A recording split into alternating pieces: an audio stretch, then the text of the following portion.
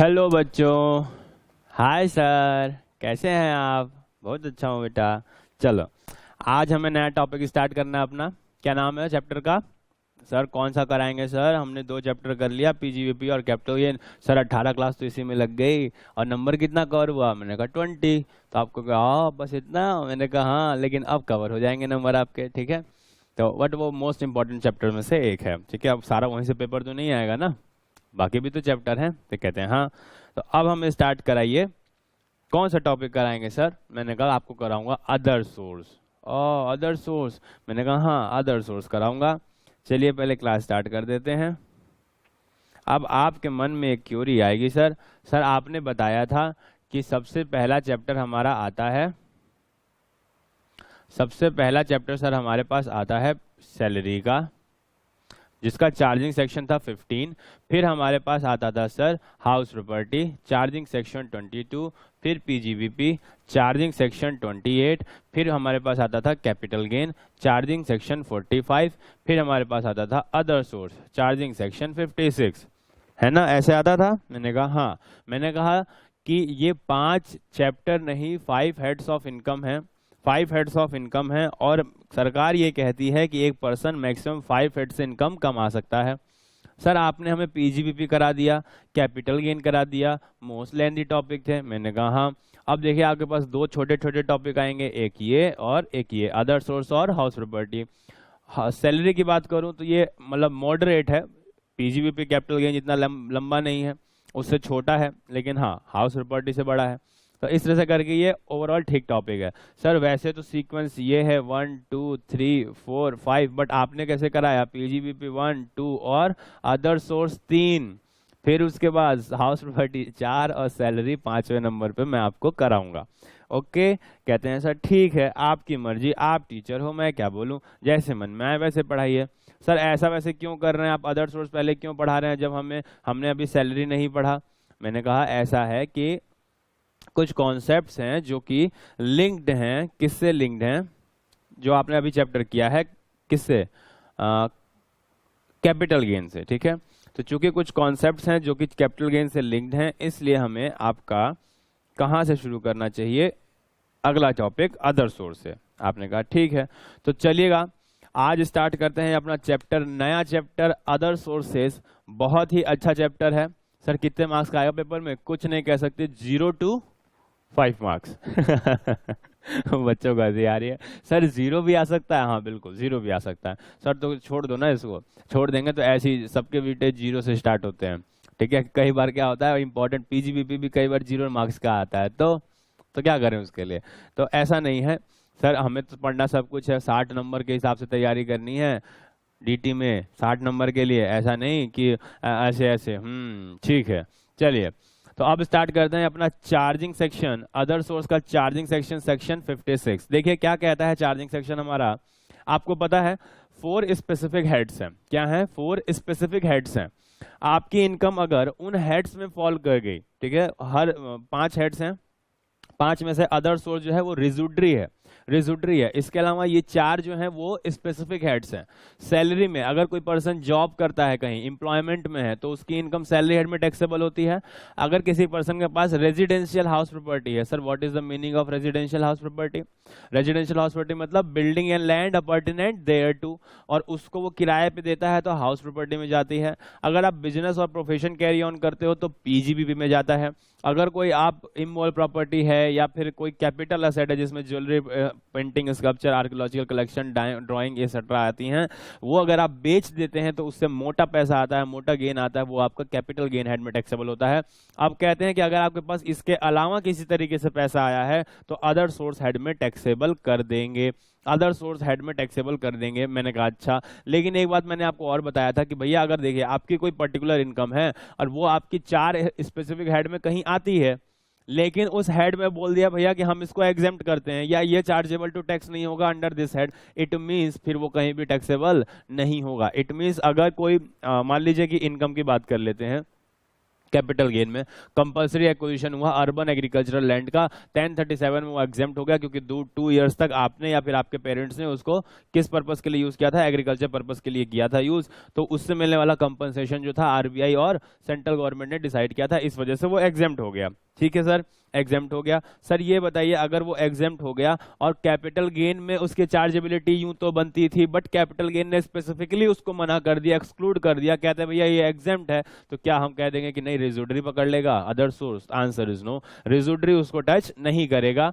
अगर किसी particular head में चार्जेबिलिटी आती है, उसने मना कर दिया, तो कहीं और उसको टैक्स नहीं किया जाएगा। ये बात समझ में आती है क्या सर? हाँ सर, ये बात तो समझ में आती है। ओके, तो अब स्टार्ट करते हैं अपना चार्जिंग सेक्शन। मैंने क्या बोला कि 4 हेड्स जो है वो स्पेसिफिक हैं, 5वां हेड जो है वो रेज्यूडरी है। तो बताओ चार्जिंग सेक्शन में क्या लिखा होगा? सर चार्जिंग सेक्शन में लिखा होगा कि जो इनकम 4 हेड में नहीं आई वो 5वें हेड में आएगी अदर सोर्स में, प्रोवाइडेड दैट वो एग्जेम्प्ट ना हो।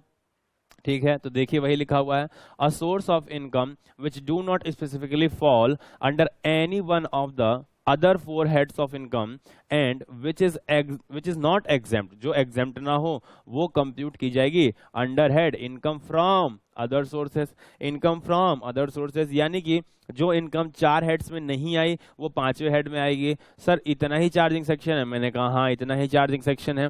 सर लेकिन हमें कैसे पकड़ में आएगा? मैंने कहा मैं कुछ एग्जांपल दे देता हूं कि देखिए ये कुछ इनकम्स हैं जो आपकी अदर सोर्स में टैक्सेबल हुआ करती हैं। फॉर एग्जांपल सबसे पहला interest on security. Interest on security, sir क्या मतलब होता है इंटरेस्ट ऑन सिक्योरिटी का?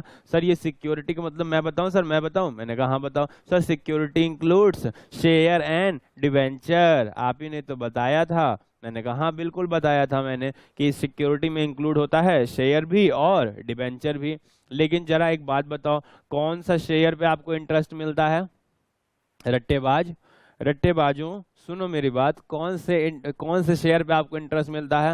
हाँ सर शेयर पे इंटरेस्ट तो नहीं मिलता, शेयर पे मिला करता है डिविडेंड। ठीक है, तो यहाँ पे शेयर कवर नहीं है, ये स्पेसिफिकली डिवेंचर के बारे में बात हो रही है। अगर आपके पास कोई डिवेंचर है उस पे आने वाला इंटरेस्ट है तो अंडर विच हेड वो टैक्सेबल किया जाएगा? सर वो टैक्सेबल किया जाएगा हमारा अदर सोर्सेज हेड के अंदर। आपने कहा ओके। अच्छा आगे सुनिएगा, कहते हैं अगर आपने सिक्योरिटी स्टॉक इन ट्रेड के रूप में रखी हुई है, बताइए साहब अगर आपने डिवेंचर स्टॉक इन ट्रेड के ऊपर में रखा हुआ है और उस पर आपको इंटरेस्ट मिल जाता है तो वो पीजीबीपी हेड के अंदर टैक्सेबल होगा। आपके पास स्टॉक है, उसने कुछ इनकम जनरेट करके दी है तो आपका पीजीबीपी हेड के अंदर वो टैक्सेबल किया जाएगा। बात समझ में आती है? यानी कि अगर कोई शेयर ब्रोकर एटसेट्रा है, यानी ब्रोकर है जो शेयर और डिवेंचर में डील करता है, म्यूचुअल फंड्स की यूनिट्स में डील करता है, तो फिर उसके पास अगर रखे हुए शेयर डिवेंचर जो उसके पास में स्टॉक के रूप में रखे हुए हैं उस पर अगर कोई इनकम जनरेट हो जाती है, डिविडेंड मिल जाता है या फिर आपका क्या बोलते हैं, डिविडेंड तो बेसिकली एग्जेम्प्ट होता है, मैं उसकी बातें बाद में करूंगा। अगर आपके पास डिवेंचर रखा हुआ है उस पर आपको इंटरेस्ट आ जाता है तो वो आपका पीजीबीपी हेड के अंदर टैक्सेबल हो जाया करेगा। ओके सर, ये बात समझ में आती है? बिल्कुल सर। यानी इंटरेस्ट ऑन डिवेंचर अगर हमारे आप जैसे लोगों ने खरीदा जो ब्रोकर नहीं है तो फिर तो वो अदर सोर्सेज में टैक्सेबल होगा, और अगर ब्रोकर ने खरीदा और उसको मिल गया इंटरेस्ट डिवेंचर पे तो वो टैक्सेबल हो जाएगा पीजीबीपी हेड के अंदर। आपने कहा सर ओके। मैंने कहा अगला देखिएगा, rent from letting out plant and machinery और फर्नीचर। अच्छा, यानी कि अगर आपको प्लांट एंड मशीनरी या फर्नीचर आपने किराए पर दिया है, लेट आउट किया है, उससे आने वाला रेंट कह रहे हैं अदर सोर्सेज हेड में टैक्सेबल होगा। अब मैं आपको बताता हूं ये कब होगा। देखो मैं बताऊं अदर सोर्स का नेचर कैसा है, रेज्यूडरी है सर आप ही ने बताया। मैंने कहा हाँ, दूसरा एक चीज और बता दूं, कैजुअल भी है।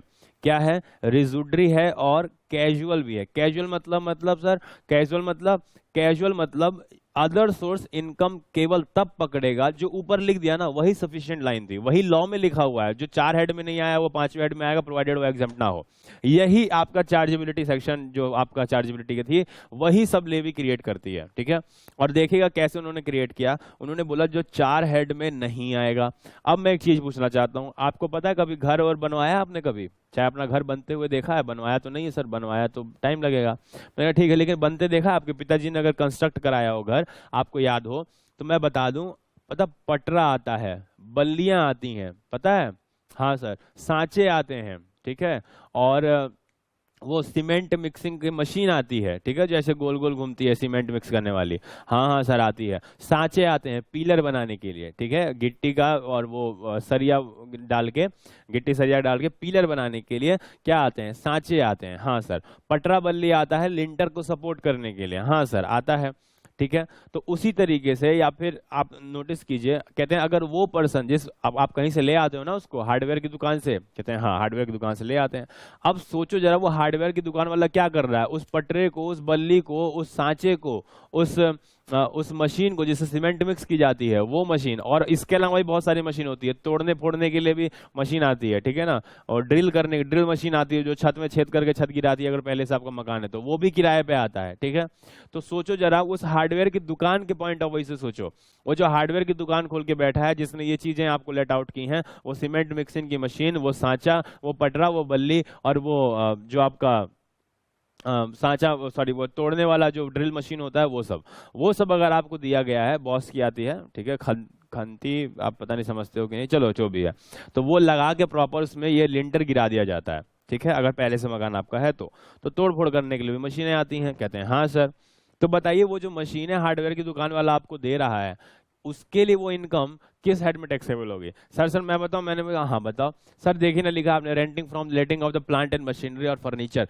तो देखिए सर पटरा बर्ली जो है वो फर्नीचर फिक्सर टाइप्स में ले सकते हैं, और प्लांट एंड मशीनरी वो सीमेंट मिक्सिंग मशीन, बॉस की मशीन, सांचा एटसेट्रा आ जाएगा सर, वो अदर सोर्स में टैक्सेबल। मैंने कहा गलत गलत, वो टैक्सेबल होगा under head PGBP, under head PGBP. Sir ऐसा क्यों, यहाँ तो लिखा हुआ है। मैंने कहा यहाँ लिखा हुआ है, ये एग्जाम्पल दिया है मैंने, ठीक है, ये मैंने एग्जांपल लिखा है। लॉ में एक्चुअली क्या लिखा हुआ है, लॉ में ये लिखा हुआ है जो 4 हेड में टैक्सेबल नहीं वो 5वें हेड में टैक्सेबल होगी।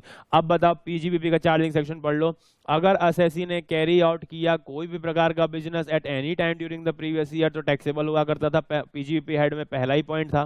कहते हैं हाँ सर पहला पॉइंट था। अब वहां पे बताओ ये जो हार्डवेयर की दुकान वाला है वो उसकी कैजुअल इनकम है? नहीं सर, वो पटरा बल्ली सभी को देता है, उसका बिजनेस ही यही है। पटरा बल्ली उसने लकड़ी चिरवा चिरवा के उसने पटरे लगा लिए, बल्ली लगा ली, सीमेंट वाली मिक्सिंग की मशीन खरीद रखी, उसने सांचे खरीद रखे हैं, वो सबको किराए पे ही देता है, उसका बिजनेस है ये, उसी से उसकी कमाई है, वो बिजनेस है सर उसका। तो आप बताओ ना, अब मैं इसको किधर कैटेगराइज करूं? आपको पता है अगर आप बिजनेस कैरी ऑन करते हो, अगर आप बिजनेस कैरी ऑन करते हो तो आपको पता है ना कि बिजनेस से होने वाली जो भी इनकम होती है वो किधर टैक्सेबल होती है? पीजीपी हेड के अंदर। तो यहाँ पे वो उसका पीजीपी हेड के अंदर टैक्सेबल होगा, क्योंकि उसका मेन काम ही यही है, उसका मेन बिजनेस ही यही है। यानी कि आपको अब अदर सोर्सेज हेड के अंदर रट्टा नहीं चलेगा। अब आपको केस टू केस जज करना पड़ेगा, क्या वो पर्सन का बिजनेस है, क्या वो ओकेजनली उस पैसे को कमा लिया है, बात समझ में आती है, या फिर उसने ओकेजनली उस पैसे को कमा लिया है। तो उस तरह से अगर आप देखोगे, अगर बिजनेस होगा तो पीजीपी टांग ले जाएगा। और अदर सोर्स का चार्जिंग सेक्शन क्या कहता है? अगर किसी और हेड ने उसको उठा लिया तो आप इसको टच नहीं करोगे, आप रेज्यूडरी हो, याद रखना। तो बात समझ में आती है। तो हार्डवेयर की दुकान जो पटरा बल्ली एटसेट्रा किराए पे देता है वो पीजीपी हेड के टैक्सेबल होता है, आने वाला रेंट वो आपका अदर सोर्स में नहीं आएगा। तो सर मुझे वो भी एग्जाम्पल दे दीजिए जो यहाँ पर आएगा। मैंने कहा बिल्कुल दे देता हूँ। आपके पड़ोस में शादी थी, आपके पड़ोस में शादी थी, आपके यहाँ 7 8 10 कुर्सियां पड़ी थी प्लास्टिक की, पड़ोसी ने रिक्वेस्ट किया सर कुर्सियां दे दो, आपने अपने यहाँ का सोफा वोफा उठा के उनको दे दिया। आपने कहा ऐसे नहीं दूंगा, कुछ पैसे भी दो। आपने उनसे उस सोफे को देने के उस शादी वाले दिन पे आपने 2000 रुपये चार्ज कर लिए। वो आपकी कैजुअल इनकम है। आप सबको किराए पे कुर्सियां नहीं बांटते, समझ रहे हो मेरी बात?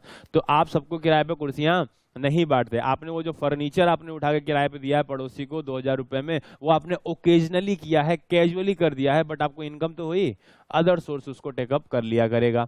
सिमिलरली आपके पास कोई मशीन थी, आपके पास कूलर है या फिर कुछ भी है, कैमरा है, लाइटिंग है, कुछ भी है, आपने पड़ोसी ने आपसे रिक्वेस्ट किया, आपने उसको किराए पे उसको दे दिया। वो आपका रोज का काम नहीं है, आप किराए पे चलाने का काम नहीं करते, आप अपना जॉब एटसेट्रा या कोई अदर बिजनेस है वो करते हो, बट आपसे रिक्वेस्ट किया, आपने उठा के दे दिया, आपको इनकम आई, वो इनकम आपके अदर सोर्स में टैक्सेबल होगी। रीजन वाई आपका बिजनेस नहीं है, इसलिए पीजीपी उसको टेकअप नहीं करेगा। बात समझ में आती है? वो अकरेंस होना चाहिए, कहने का मतलब क्या है, उसकी फ्रीक्वेंसी होनी चाहिए। आपका मेन बिजनेस ही वही होना चाहिए, किराए पे देना एटसेट्रा। समझ रहे हो मेरी बात? अगर ऐसा है तो फिर उसको पीजीपी टैक्सेबल कर लेगा, अदरवाइज आपका अदर सोर्सेज हेड में टैक्सेबल हुआ करेगा। अच्छा सर, ये बात तो हमको समझ में आ गई, यानी कैजुअल होना चाहिए। अच्छा और बताएं सर? मैंने कहा और सुनिए। कहते हैं dividend from share of a foreign company. अच्छा, अब इसके ऊपर भी डिस्कशन है, मैं आपको बताऊं। जो डोमेस्टिक कंपनी होती है, सुनिएगा, देखो बेटा, कंपनी जो होती हैं वो 2 प्रकार की होती हैं। मैंने पढ़ा रखा है आपको, हाँ सर पढ़ा रखा है आपने, एक डोमेस्टिक और एक फॉरेन। मैंने कहा हाँ बता दो यार टैक्स रेट कितना होता था, पहले चैप्टर में पढ़ाया था सर, इस पे 30% हुआ करता था, इस पे 40% हुआ करता था, सरचार्ज के रेट भी अलग थे। मैंने कहा क्या थे सर, इस पे ज़्यादा था इस पे कम था। मैंने कहा ज़्यादा कम तो ठीक है बता दो कितना था सर, यहाँ 2 था, यहाँ 5 था, यहाँ पर 7 था, यहाँ पर 12 था। मैंने कहा हाँ वेरी गुड, याद तो है आपको। कहते हैं हाँ सर बिल्कुल। तो चलिए, अब आपको पता है 2 तरह की कंपनी होती है। मैंने कहा हाँ, एक होती है डोमेस्टिक, होती है फॉरेन। मैंने कहा हाँ। अब बताओ डोमेस्टिक कंपनी का डेफिनेशन भी मैंने पढ़ा रखा है। आपने कहा हाँ सर। पहली बात, क्या वो इंडियन कंपनी है तो क्या वो डोमेस्टिक कंपनी है? बिल्कुल सर। इसके अलावा कोई अगर बाहर की भी कंपनी है लेकिन उसने किसी प्रकार का अरेंजमेंट कर रखा है इंडिया में डिविडेंड देने का, तो वो भी आपकी डोमेस्टिक कंपनी हुआ करती थी। इसके अलावा जो भी कंपनी होती थी वो फॉरेन कंपनी कैटेगरी में कैटेगराइज की जाती है। ओके सर, मेरे को बात समझ में आती है। मैंने कहा ठीक है। अब सुनेगा मेरी बात, कहने का मतलब क्या है, अगर मैं पूछूं इनकम टैक्स डिपार्टमेंट का कंट्रोल किसके ऊपर है किसके ऊपर नहीं है, तो सर देखिए चूंकि ये कंपनी फॉरेन में है, ब्रिटेन में है, जापान में है, यूएस में है, इसलिए इस पे कंट्रोल गवर्नमेंट का नहीं है। हाँ, इस डोमेस्टिक कंपनी पे जरूर है, क्योंकि या तो ये यहीं पे बनी होगी या तो फिर इसने किसी प्रकार का अरेंजमेंट कर रखा होगा, इसलिए इस पे कंट्रोल है हमारा। कहते हैं क्योंकि ये इंडिया में ही है, तो चूंकि ये इंडिया में ही है इस पे कंट्रोल एक्सरसाइज होता है, और इनकम टैक्स डिपार्टमेंट इस पे आराम से अपना हुकूमत चला सकता है, इस पर नहीं चला सकता। बात समझ में आती है? बिल्कुल सर, इस पे चला सकता है, इस पे नहीं चला सकता। अब हुआ क्या, गवर्नमेंट ने कहा, एक बात सुनिएगा, डोमेस्टिक कंपनी है, इसके बहुत सारे शेयर होल्डर हैं, पता है रिलायंस के लाखों करोड़ों शेयर होल्डर हैं? कहते हैं हाँ सर हैं। अब कंपनी क्या करती है, डिविडेंड दिया करती है। कहते हैं हाँ सर, डिविडेंड दिया करती है। अब वो डिविडेंड देती है तो लाखों करोड़ों शेयर होल्डर्स के हाथ में जाता है, लाखों करोड़ों शेयर होल्डर्स के हाथ में जाता है। ठीक है सर। अब क्या होता है, गवर्नमेंट क्या कहती है कि देखिएगा, अब गवर्नमेंट इन लोगों के पास डिविडेंड गया, किसी को मिला डिविडेंड, जितना भी मिला, मैं कहता हूं इनकी पहले से इनकम बताता हूं। किसी की इनकम थी 1 लाख, किसी की इनकम थी 3 लाख, किसी की इनकम थी 2.5 लाख, किसी की इनकम थी 5.5 लाख, किसी की थी 7.5 लाख, और किसी की थी 1 crore. Suppose 1 crore 1 CR। Government ने कहा अब देखो इसको डिविडेंड मिला, चूंकि इसकी 1 लाख है, मान लो सपोज कीजिए 50,000 का डिविडेंड मिला, 50,000 का डिविडेंड, इसकी इनकम हो गई 1.5 लाख, ये अभी भी एग्जेम्प्ट है। अच्छा, इसको हो गया 3.5 लाख, ठीक है, ये 50,000 अगर ऐड हुआ तो 3.5 लाख। तो सर ये एग्जाम्पशन में अभी तो यूं तो नहीं है, लेकिन हाँ अगर सर इसको भी बेनिफिट मिल सकता है तरह तरह का, तो कहते हैं ये भी कुछ ना कुछ स्लैब का मजा ले लेगा, 10% के स्लैब में आएगा।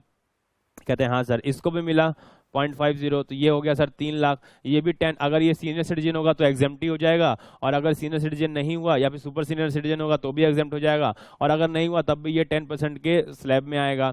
सर ये तो हमारा, इसको 50,000 अगर मिल जाएगा तो ये सर हमारा 6 लाख हो जाएगा, ये 20% के स्लैब में आएगा। ये हमारा सर, ये भी हमारा अगर 50,000 मिलेगा तो ये भी 20% के स्लैब में आएगा। मैंने कहा ओके सर, ये तो हमारा 30% के स्लैब में आएगा, प्लस सरचार्ज के भी स्लैब में आएगा। तो मेरी बात समझ में आ रही है? जब डिविडेंड मिलता है, शेयर कंपनी ने शेयर इशू कर रखे हैं, उस शेयर पे डिविडेंड देती है कंपनी। जब कंपनी उस शेयर पे डिविडेंड देती है तो वो रिसिपिएंट के हैंड में जाता है। रिसिपिएंट की अपनी कैटेगरी है, कोई इंडिविजुअल है, कोई एचयूएफ है, कोई कुछ है, कोई कुछ है, ठीक है। उनको अलग अलग तरह का, किसी को स्लैब है, किसी को स्लैब नहीं है, किसी को स्लैब 2.5 का है, किसी को 3 का है, किसी को 5 का है। हाँ सर। अच्छा, अगर स्लैब भी पार कर जाते हैं तो किसी पे रेट 10% है, किसी पे 20% है, किसी पे 30% पे है। समझ रहे हो? वो डिविडेंड जो है आपका किसी में 10% में टैक्सेबल हो रहा है, किसी में 20% में टैक्सेबल हो रहा है, किसी में 30% में टैक्सेबल हो रहा है। कहते हैं हाँ सर। और सोचो इन करोड़ों लोगों को, इन करोड़ों लोगों का असेसमेंट करना पड़ेगा गवर्नमेंट को। गवर्नमेंट नहीं करती असेसमेंट, सेल्फ असेसमेंट होता है, लेकिन ये करोड़ सेल्फ असेसमेंट होता है, खुद ही हम लोग रिटर्न जमा करते हैं, खुद ही हम लोग अपनी इनकम डिस्क्लोज करते हैं और खुद ही उस पर टैक्स जमा करते हैं। कहते हैं ठीक है सर, लेकिन एक बात बताओ, क्या ये करोड़ों लोग टैक्स जमा करेंगे या नहीं करेंगे? तो कहते हैं सर प्रोविजन है करेंगे, लेकिन फिर भी मैं बता दूं सबसे कंप्लायंस कराना पॉसिबल नहीं है। कोई लेट लतीफ करता है रिटर्न जमा, कोई करता ही नहीं है रिटर्न जमा। समझ रहे हो? कोई झूठा रिटर्न जमा करता है। तो समझ रहे हो, करोड़ों लोगों से कंप्लायंस कराने से अच्छा है कि भैया सोर्स को पकड़ लो। किसको पकड़ लो? सोर्स को पकड़ लो। सोर्स क्या है? डोमेस्टिक कंपनी से डिविडेंड आ रहा है ना, मेरी बात समझो, डोमेस्टिक कंपनी से डिविडेंड आ रहा है ना, तो डोमेस्टिक कंपनी को ही पकड़ ले, कह दे भैया आप जितना भी डिविडेंड दोगी इस पे मेरे को टैक्स दे दो, इनके बिहाफ पे। समझ रहे हो? इन लोगों के बिहाफ पे टैक्स आप ही मुझे दे दो, इन लोगों के बिहाफ पे आप ही मुझे टैक्स दे दो, बस काम हो जाएगा हमारा। अब हमें करोड़ों लोगों से उस डिविडेंड का कंप्लायंस नहीं कराना। बात समझ में आती है? करोड़ों लोगों से उस डिविडेंड का कंप्लायंस नहीं कराना। Reason why? मैंने सोर्स से ही कलेक्ट कर लिया। और सोर्स कितना है कम, अब बताओ गवर्नमेंट को चेक किसको करना पड़ेगा, सिर्फ डोमेस्टिक कंपनी को, सिर्फ कंपनी को। कंपनी पे चली गई, पूछा डिविडेंड कितना दिया, उस पर टैक्स कैलकुलेट कर लिया, इतना टैक्स आना चाहिए, दिखाओ जरा जमा किया क्या, उन्होंने दिखा दिया सर देखिए जमा किया। कहते हैं बस अब जमा कर दिया ना इन्होंने, गवर्नमेंट का खुश, उनका कंप्लायंस इजी हो गया, उनको ज्यादा झंझट नहीं रही, टेंशन नहीं रही। कहते हैं हाँ, और अब ये करोड़ों लोग जो हैं वो कंप्लायंस करेंगे या नहीं करेंगे, 10 में लगेगा, 20 में लगेगा, 30 में लगेगा, एग्जेम्प्ट होगा, सब झंझट खत्म। बात समझ में आती है? कहते हैं बिल्कुल सर। तो यहां पे एक तरह से कहा जाए तो रिवर्स चार्ज लगा दिया गया। रिसिपिएंट खुद टैक्स नहीं दे रहा है, यहां पर रिसिपिएंट ऑफ इनकम टैक्स नहीं दे रहा है। जो सोर्स है, सोर्स कौन है, डोमेस्टिक कंपनी डिविडेंड बांट रही है, उस डोमेस्टिक कंपनी को ही पकड़ लिया, उसकी जड़ से पकड़ लिया, पेड़ की जड़ पकड़ ली उन्होंने। ठीक है, उन्होंने कहा ये जो डिविडेंड डोमेस्टिक कंपनी आप दे रहे हो, ये जो डिविडेंड आप दे रहे हो डोमेस्टिक कंपनी, आप बस एक काम करो, इस डिविडेंड पर हमें एक टैक्स दे दो, एक टैक्स दे दो। उस टैक्स का नाम होगा डीडीटी, डिविडेंड डिस्ट्रीब्यूशन टैक्स, या फिर कॉर्पोरेट डिविडेंड टैक्स। ठीक है, सीडीटी। ठीक है, कॉर्पोरेट डिविडेंड टैक्स या फिर डिविडेंड डिस्ट्रीब्यूशन टैक्स, सीडीटी या फिर डीडीटी। कहते हैं ओके। अच्छा सर ये बताइए ये टैक्स जो होगा वो किस रेट से दिया जाएगा? तो गवर्नमेंट ने कहा देखो कोई एग्जेम्प्ट है, कोई एग्जेम्प्ट है, कोई आपका 10% में टैक्सेबल है, कोई 20% में, कोई 30% में। तो ऑब्वियस सी बात है अगर हम एग्जेम्प्ट कर दें पूरा डिविडेंड तो भी गलत है, अगर 10% से लगाएं तो भी गलत है, 20 से लगाएं तो भी गलत है, 30 से लगाएं तो भी गलत है। क्योंकि मान लो किसी पर्सन के लिए ये डिविडेंड एग्जेम्प्ट हुआ करता है, उस पर हमने अगर 30% लगा दिया तो बताओ ना, उसकी सारी इनकम एग्जेम्प्ट, अगर उसको डायरेक्टली मिलता तो ये डिविडेंड भी एग्जेम्प्ट हो जाता, लेकिन अभी तो उसको 30% से टैक्स देना पड़ जाएगा उस पर। कहते हैं हाँ सर। अब सुनिएगा मेरी बात, कहती क्या है गवर्नमेंट, अगर ऐसा स्लैब है हमारा, कोई एग्जाम्प्ट है, कोई 10% में किसी के लिए टैक्सेबल है, किसी के लिए 20 पे, किसी पे 30 पे, तो कहते हैं अब इंडिविजुअल असेसमेंट तो कर नहीं रहे, अब चूंकि हमने जड़ ही पकड़ ली है तो हमें कुछ ना कुछ हमें भी लूज करना पड़ेगा। उन्होंने कहा एक एवरेज टैक्स ले लेंगे, एक एवरेज टैक्स ले लेंगे, 20% के अराउंड समथिंग ले लेंगे, वो मैं आपको बताऊंगा जब डिटेल में डिस्कस करूंगा डिविडेंड, पूरा इसी में अदर सोर्स में भी आपको डिविडेंड डिस्कस करना है। तो 20% के अराउंड हम डिविडेंड ले लेंगे, डिविडेंड का रेट ले लेंगे, बस वही इस डिविडेंड पर लगा देंगे 20%, उतना टैक्स गवर्नमेंट ले लेगी। ध्यान दीजिएगा दूसरी बात, किससे लेगी? कंपनी से लेगी। लेकिन ये डिविडेंड जो होगा वो किसके जेब पे अफेक्ट डालेगा? सर वो डालेगा शेयर होल्डर की जेब पे अफेक्ट, कंपनी अपने जेब से नहीं देगी, शेयर होल्डर की जेब पे इफेक्ट डालेगा। कैसे? बात समझिएगा, सपोज कर लेते हैं सिंपलिसिटी के लिए कि सीडीटी का रेट है 20%। ठीक है, 1 लाख रुपए का डिविडेंड कंपनी बांटने जा रही है, वो इस पे सिंपलिसिटी के लिए ये प्रोसीजर भी कंप्यूट करने का अलग है, लेकिन मैं आपको बताता हूँ। 20,000 का सपोज कीजिए डिविडेंड आता है, ठीक है, 20,000 मल्टीप्लाई कर लीजिए, डिविडेंड आता है, कंपनी ये 20,000 गवर्नमेंट को जमा कर देगी। अच्छा, और शेयर होल्डर को कितना पे करेगी? शेयर होल्डर को पे करेगी 80,000 रुपीज, शेयर होल्डर को पे करेगी 80,000 रुपीज, ये पे करेगी शेयर होल्डर्स को। बात समझ में आती है क्या? बिल्कुल सर, इतना शेयर होल्डर को पे करेगी 80,000। तो कुल मिला के कंपनी को 1 लाख डिविडेंड ही देना था, कंपनी को डिविडेंड 1 लाख ही देना था। कंपनी की जेब से निकला कितना? 1 लाख निकला, लेकिन 20,000 चला गया गवर्नमेंट को और 80,000 चला गया शेयर होल्डर को। बात समझ में आती है? तो कुल मिला के शेयर होल्डर की जेब से ये टैक्स गया है, लेकिन जमा कराने वाला पर्सन अलग है, शेयर होल्डर ने डायरेक्टली नहीं कराया, किसने कराया? कंपनी ने कराया। अब आपको सर इनडायरेक्ट टैक्स हो गया, नहीं इनडायरेक्ट टैक्स नहीं है, बात आपकी सही है, the person who bears the burden of tax does not himself deposit its government, वो सारी बातें आपकी सही हैं, ये बस मैकेनिज्म को सिंपल करने के लिए ऐसा किया गया है। यूं तो ये टैक्स है तो आपका कैसा डायरेक्ट टैक्स ही, मैकेनिज्म को सिंपल करने के लिए ऐसा किया गया है। बात समझ में आती है? अच्छा सर, एक चीज जो मैं आपको और बता दूं, ये टीडीएस भी नहीं है, यानी कि ये जो 20,000 गया ना, ये जो 20,000 चला गया, वो अब इंडिविजुअल कहे कि सर इस 20,000 में 1,000 रुपया मेरा हिस्सा है। आप देखो मेरी अदर इनकम है 2 लाख, मेरी अदर इनकम है 2 लाख, मेरे को डिविडेंड मिला 10,000 रुपए, और इस प्रकार से मेरी इनकम 2,10,000 रुपए हुई। सर मेरा 2.5 लाख रुपए तक स्लैब है, एग्जेम्प्ट है, तो इस हिसाब से मेरे लिए टैक्स नहीं होना चाहिए, ये 1,000 रुपए मेरे लिए रिफंड हो जाना चाहिए, जो आपके पास मेरे नाम पे कंपनी ने काट के जमा कर दिया है, जो मेरे हिस्से का टैक्स, मेरे हिस्से के डिविडेंड पे टैक्स कंपनी ने आपको जमा कर दिया है, वो इनकम अगर मुझे मिलती तो मेरे लिए वो एग्जेम्प्ट होती, इसलिए 1,000 रुपया मेरा आपके पास एक्स्ट्रा पड़ा हुआ है, वो मुझे आप वापस कर दीजिए। गवर्नमेंट कहेगी ऐसा नहीं है, आपको ये रिफंड नहीं मिलेगा। रीजन वाई, ये बस भूल जाओ, खत्म हो गया, ये टीडीएस नहीं है। टीडीएस में होता है टैक्स डिडक्टेड एट सोर्स, ठीक है, ये टीडीएस में होता है कि आपको जो कम मतलब सोर्स से पैसा कट जाता है, जिसने पैसा आपको दिया है, मतलब पेयर जो है, पेयर आपका कुछ पैसा काट लेता है, उतना गवर्नमेंट को जमा करा देता है। अब पेई क्या करता है, जब अपनी फाइनल असेसमेंट करता है तो उसमें से जो गवर्नमेंट को जमा कराया है उसको वो क्लेम कर लेता है कि साहब इतना पहले से जमा किया था, इतना और बनता है, ले लो। अच्छा इतना पहले से जमा किया था, मेरा इतना बनता ही नहीं, आप काम करो मुझे वापस दे दो। तो ये सब चीजें टीडीएस में होती हैं, सीडीटी डीडीटी में नहीं होती। इट मीन्स ये जो 20% कटा, बस वो भूल जाओ, खत्म हो गया। अब आपका ये कोई नहीं कर सकता कि 1000 मुझे वापस दे दीजिए, खत्म। वो 20,000 गवर्नमेंट के पास चला गया और आप कुछ नहीं कर सकते, उसको आप ऑब्जेक्ट नहीं कर सकते, आप उसका रिफंड किसी भी तरीके से क्लेम नहीं कर सकते। बात समझ में आती है? यूं तो फिर ऐसा सोचो, अगर सेम वही बात कहते हैं कि किसी पर्सन का 1000 रुपये कटा था, 1000 रुपये कटा था और वो पर्सन 30% के स्लैब में था, 30% के स्लैब में था। अब चूंकि ये डीडीटी सिर्फ पे हुआ है 20% के हिसाब से, तो एक काम करे 10% की डिफिशियंसी और दे। तो कहते हैं नहीं, कुछ नहीं, ना हम लेंगे ना हम देंगे, पैरिटी वाला कॉन्सेप्ट है। ना हम आपको इसका हम आपको कुछ पता ही नहीं चलने देंगे कि आपके हिस्से का क्या सीडीटी डीडीटी, कुछ पता नहीं। कंपनी ने कितना डिविडेंड पे करना है सर, 1 लाख। एक काम करो, सिंप्लिसिटी के लिए 20% का रेट ले लिया मैंने, 20% के हिसाब से डाके हमें टैक्स दे दो, ये हो गया सीडीटी हमारे जेब में आ गया। अब ये 80,000 डिविडेंड बढ़ जाएगा लोगों को, और ये 80,000 का डिविडेंड, ये जो 80,000 का डिविडेंड है वो लोगों के हाथ में कर दिया एग्जेम्प्ट। कहते हैं अब ये इस इनकम पे ऑलरेडी गवर्नमेंट ने कंपनी से टैक्स ले लिया है, तो गवर्नमेंट कहती है अब ये इनकम आपके हैंड में एग्जेम्प्ट है, आप अपनी अदर इनकम कंप्यूट करो, उस पर टैक्स वापस दो। ये 20,000 रुपये आपका खत्म हो चुका, ये आपका सॉरी हाँ, ये जो 20,000 रुपये डिविडेंड के नाम का था वो खत्म हो चुका, हमने कंपनी से कलेक्ट कर लिया, आपके हैंड में ये फुल्ली एग्जेम्प्ट है। यानी जो 80,000 रुपये मिला है आपका डिविडेंड, वो आपका फुल्ली एग्जेम्प्ट है, लिखा हुआ है ये सेक्शन 10 क्लॉज 34 के अंदर, सेक्शन 10 क्लॉज 34 के अंदर। अच्छा सर आपने बहुत कुछ बताया, जरा हमें फिर से समराइज करा दीजिए। मैंने कहा ओके, फटाफट समराइज करते हैं। सर हम तो ये भी भूल गए कि हम पढ़ क्या रहे थे, हम लोग पढ़ रहे थे dividend from a foreign company. Sir आपने जो डोमेस्टिक की डिस्कशन की, मैंने कहा हाँ, रुक जाइए बताते हैं। मैंने कहा सबसे पहले मैंने ये कहा कि कंपनी होती है 2 प्रकार की। आपने कहा जी सर, एक होती है डोमेस्टिक, एक होती है फॉरेन।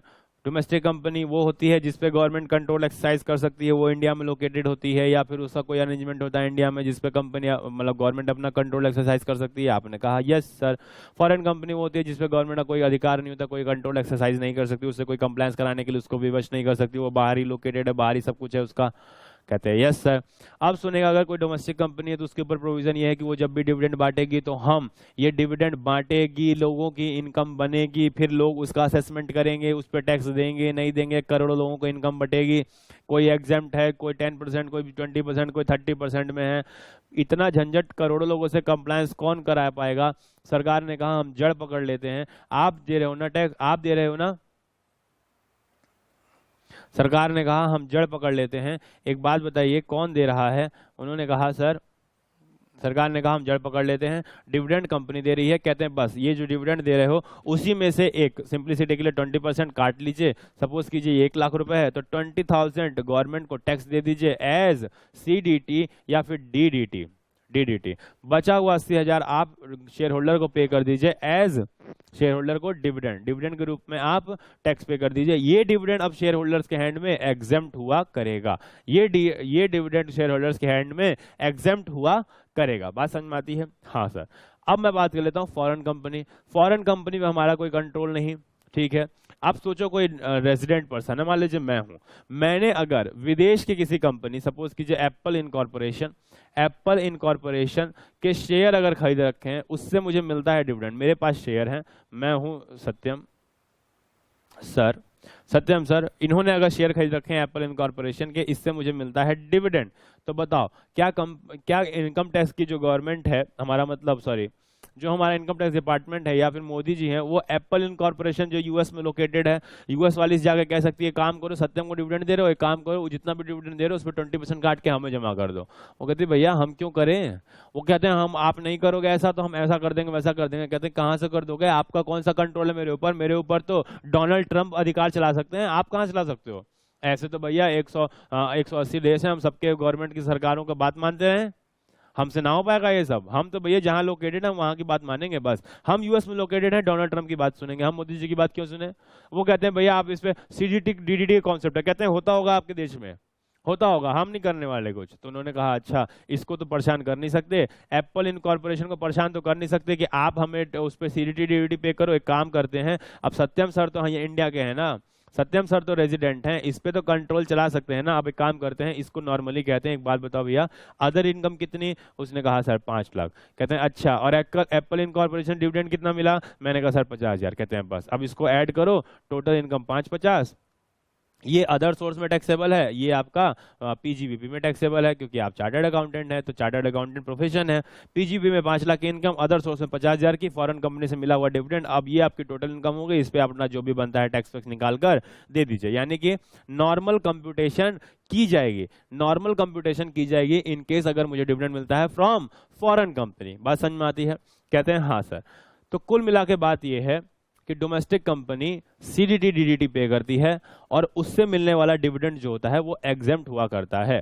लेकिन जो फॉरेन कंपनी होती है, फॉरेन कंपनी होती है उस पर गवर्नमेंट का कोई अधिकार नहीं है। वो गवर्नमेंट उससे नहीं कह सकती कि तुम सीडीटी या डीडीटी पे करो हमें, जो भी आप डिविडेंड पे कर रहे हैं इंडिया में।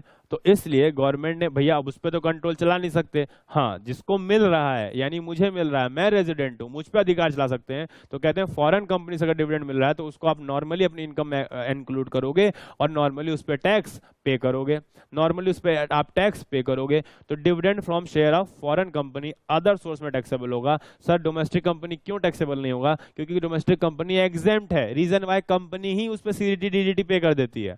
बात समझ में आया?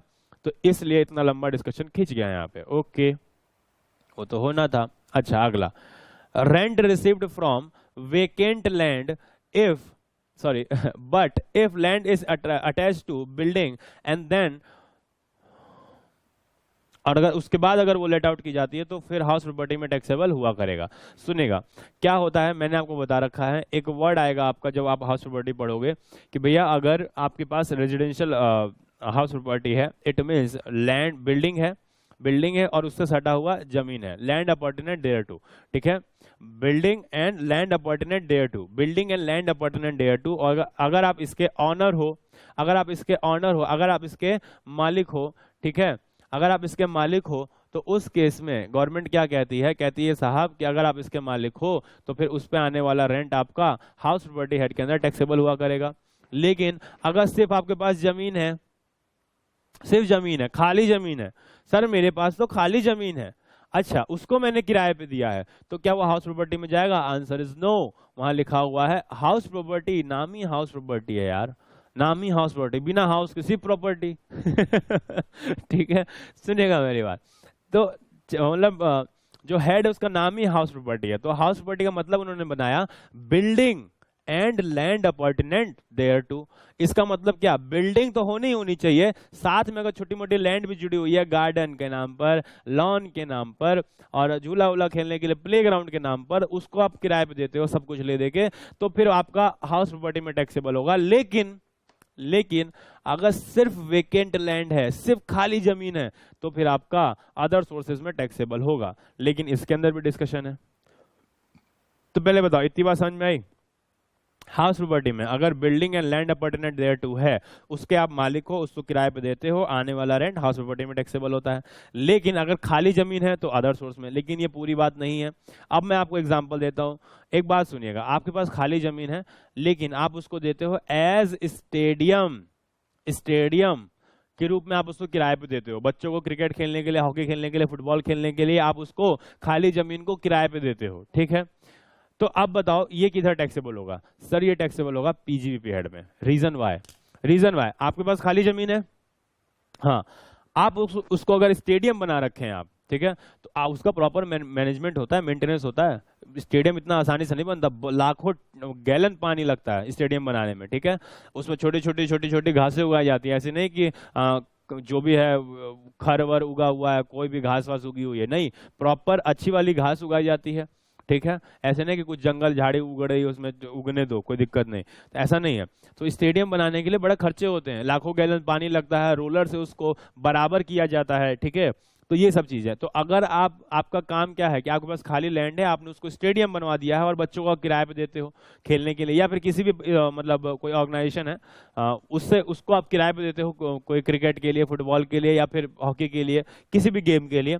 अगर आप उसको किराए पे देते हो रग्बी के लिए, तो उससे आने वाला रेंट जो होगा वो आपका पीजीबीपी में टैक्सेबल होगा। बात समझ में आती है? क्योंकि वो आपका बिजनेस है, आपने स्टेडियम बनाया है प्रॉपरली और उसको आप मेंटेन कर रहे हो, उससे आने वाला रेंट पीजीबी में टैक्सेबल होगा, क्योंकि ये फ्रीक्वेंसी भी है इसमें और ये आपका बिजनेस है। बात समझ में आती है? अच्छा, सिमिलरली आपको पता है कई बार खाली लैंड होती है, खाली जमीन होती है, उस पर टेंट वेंट गाड़ के उसको ना मैरिज हॉल बना देते हैं, ठीक है ना, बैंकेट हॉल बना देते हैं, मैरिज हॉल बना देते हैं। बात समझ में आती है? वहां पे शादियां कराते हैं। होता कुछ नहीं है, सब टेम्परेरी स्ट्रक्चर होता है, कपड़ा तंबू तान तान के, ये पिलर लगाया, ये तंबू ताना हो गया, ठीक है, खाली जमीन है एक तरह से बस, ठीक है। या फिर मान लो पूरा खाली जमीन है, पूरा का पूरा खाली जमीन है, बस यहाँ पे स्टेज लगा दिया, बाकी सब खुला ओपन एरिया है, ठीक है।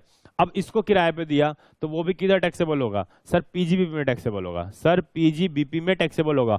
ऑल्दो मैक्सिमम पोर्शन आपकी खाली जो लैंड है उसका है, खाली जो लैंड है उसका है, लेकिन जो भी उसमें व्यवस्थाएं की हैं आपने, टेंट लगाया है, दूल्हे दुल्हन के लिए स्टेज बनाया है, उसका डेकोरेशन कराया है आपने, और शादी वादी हो रही है तो फिर आपने जो साइड में ही सही, साइड में ही सही, लेकिन आपने कहीं ना कहीं खाने पीने की व्यवस्था कर रखी होगी, टेबल लगाया होगा, आपने बर्तन प्रोवाइड किए होंगे जिसमें खाना रखा जाएगा। बात समझ में आ रही है? तो और उसके साथ आपने वेटर्स प्रोवाइड किए, तो ये आपका बिजनेस है प्रॉपर। आप खाली जमीन केवल किराए पे नहीं दे रहे हो, नो डाउट उसमें आपका मैक्सिमम जो रेंट है वो आप जमीन की वजह से ले रहे हो, ठीक है, आप उस जमीन की वजह से ले रहे हो मैक्सिमम रेंट, लेकिन जो भी सुविधाएं आप दे रहे हो, दे तो रहे हो, वो आपका बिजनेस है कुल मिला के। वो जमीन किराए पर देना एज मैरिज हॉल वो आपका बिजनेस है, और चूंकि ये बिजनेस है तो पीजीबीपी पहले उठा ले जाएगा। पीजीबीपी अगर नहीं उठा पाता तो अदर सोर्स में आता। अच्छा सर, ये दोनों तो आपने दे दिया, एक हमें जरा ये भी एग्जाम्पल दे दीजिए कि कब ये अदर सोर्स में आ जाएगा। मैंने कहा ठीक है, सपोज कीजिए आपके पास खाली जमीन पड़ी हुई है, आपके घर के बगल में आपने दो प्लॉट खरीदे थे ऐसे, इसमें आपने मकान बना लिया, ये खाली जमीन पड़ी हुई है, सेपरेट गेट लगा दिया है आपने, ठीक है, इसको आप यूज नहीं करते हो, कुछ यूज नहीं करते, बस ऐसे ही पड़ा हुआ है, किस लिए? कि भैया कल के दिन ये इसके दाम बढ़ जाएंगे, मैं इसको बेच दूंगा, ठीक, ठीक है, एज इन्वेस्टमेंट रखा हुआ है। यहाँ पड़ोसी आपका रहता है, उसके यहाँ शादी है, उसने कहा भाई मेहमानों को कहाँ ठहराएं, उसने आपसे कहा सर आपका जो ये जो जमीन है वो मुझे आप किराए पे दे दीजिए। तो आपने कहा अरे मेरा कोई शामियाना हाउस नहीं है, मैं यहाँ पे कोई टेंट फेंट नहीं लगाने वाला। तो कहते हैं नहीं, सारी व्यवस्था हम कर लेंगे, हम टेंट वेंट एटसेट्रा हम किराए पे ले लेंगे, कुर्सी उर्सी सब हम ले आएंगे, आप बस ये जमीन मुझे अलाउ कर दीजिए, मैं इस पे जाके मतलब लोगों को नाश्ता पानी करा सकूं, जो बाराती आएंगे उनको, ठीक है। आपने कहा ठीक है, 10,000 रुपये का रेंट दे दो, ठीक है, आपने कहा 10,000 रुपये का रेंट दे दो, मैं ये अपनी जमीन एक रात दो रात जो भी आप मतलब आपका फंक्शन है, एक रात दो रात का या 3 रात का, वो आप इस पे परफॉर्म कर लेना, 10,000 रुपये का रेंट मुझे दे दो, इस जमीन खाली तो पड़ी है, क्या कर लेते हैं आप, 10,000 रुपये जनरेट कर रही है, करने दो। समझ रहे हो? आपने ये कैसे दिया? ओकेजनली, ओकेजनली दिया या कैजुअली दिया। आपका ये रोज ही यही नहीं करते हो आप इस जमीन का रोज यही काम नहीं करते, उसको सामियाना हाउस बना के देते हो, उस पर टेंट गाड़ के आओ आओ मैरिज हॉल, मैरिज हॉल खोल लो ना, पीजीबीपी खोल लो मैरिज हॉल, मना किसने किया? पीजीबीपी। लेकिन अभी क्या है, खाली लैंड है, आपने ओकेजनली एवं ही किसी को दे दिया, सर ये किधर टैक्सेबल होगा? अदर सोर्स में टैक्सेबल होगा। आपके पास ऐसी जमीन पड़ी हुई थी, आपने कभी किसी को दे दिया उसको यूज करने के लिए, तो पीजीबी में टैक्सेबल होगी, सॉरी अदर सोर्स में टैक्सेबल होगी। सिमिलरली मान लीजिए आपके पास जमीन पड़ी हुई है, रामलीला वाले आए, आपसे रिक्वेस्ट किया सर अपनी जमीन पे हमें रामलीला लगाने दो, आपने कहा लगा लो, 10,000 रुपये का रेंट दो, बस। आप रोज यही नहीं करते, आप रोज वहां पर रामलीला नहीं सेटअप कराते हो, ठीक है, आपने ले लिया रेंट खाली जमीन का, 10,000 रुपये, अदर सोर्स में टैक्सेबल होगा। सर्कस वाले आए, आपने दे दिया, टैक्सेबल होगा अदर सोर्स में।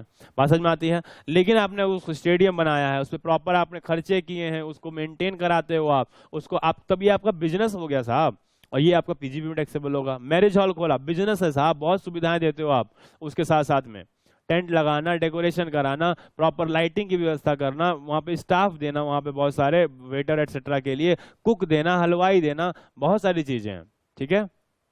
तो वो सब चीजें, और ऑब्वियसली बात है पानी वानी की व्यवस्था करना, खाने पीने की व्यवस्था करना, खाने के बर्तनों की व्यवस्था करना, तो ये सब आपका किधर जाएगा? पीजीबी में जाएगा। और अगर नॉर्मली आपने एवं ही कभी कैजुअली ओकेजनली एवं ही कभी दे दिया तो आपका अदर सोर्स में टैक्सेबल हुआ करेगा।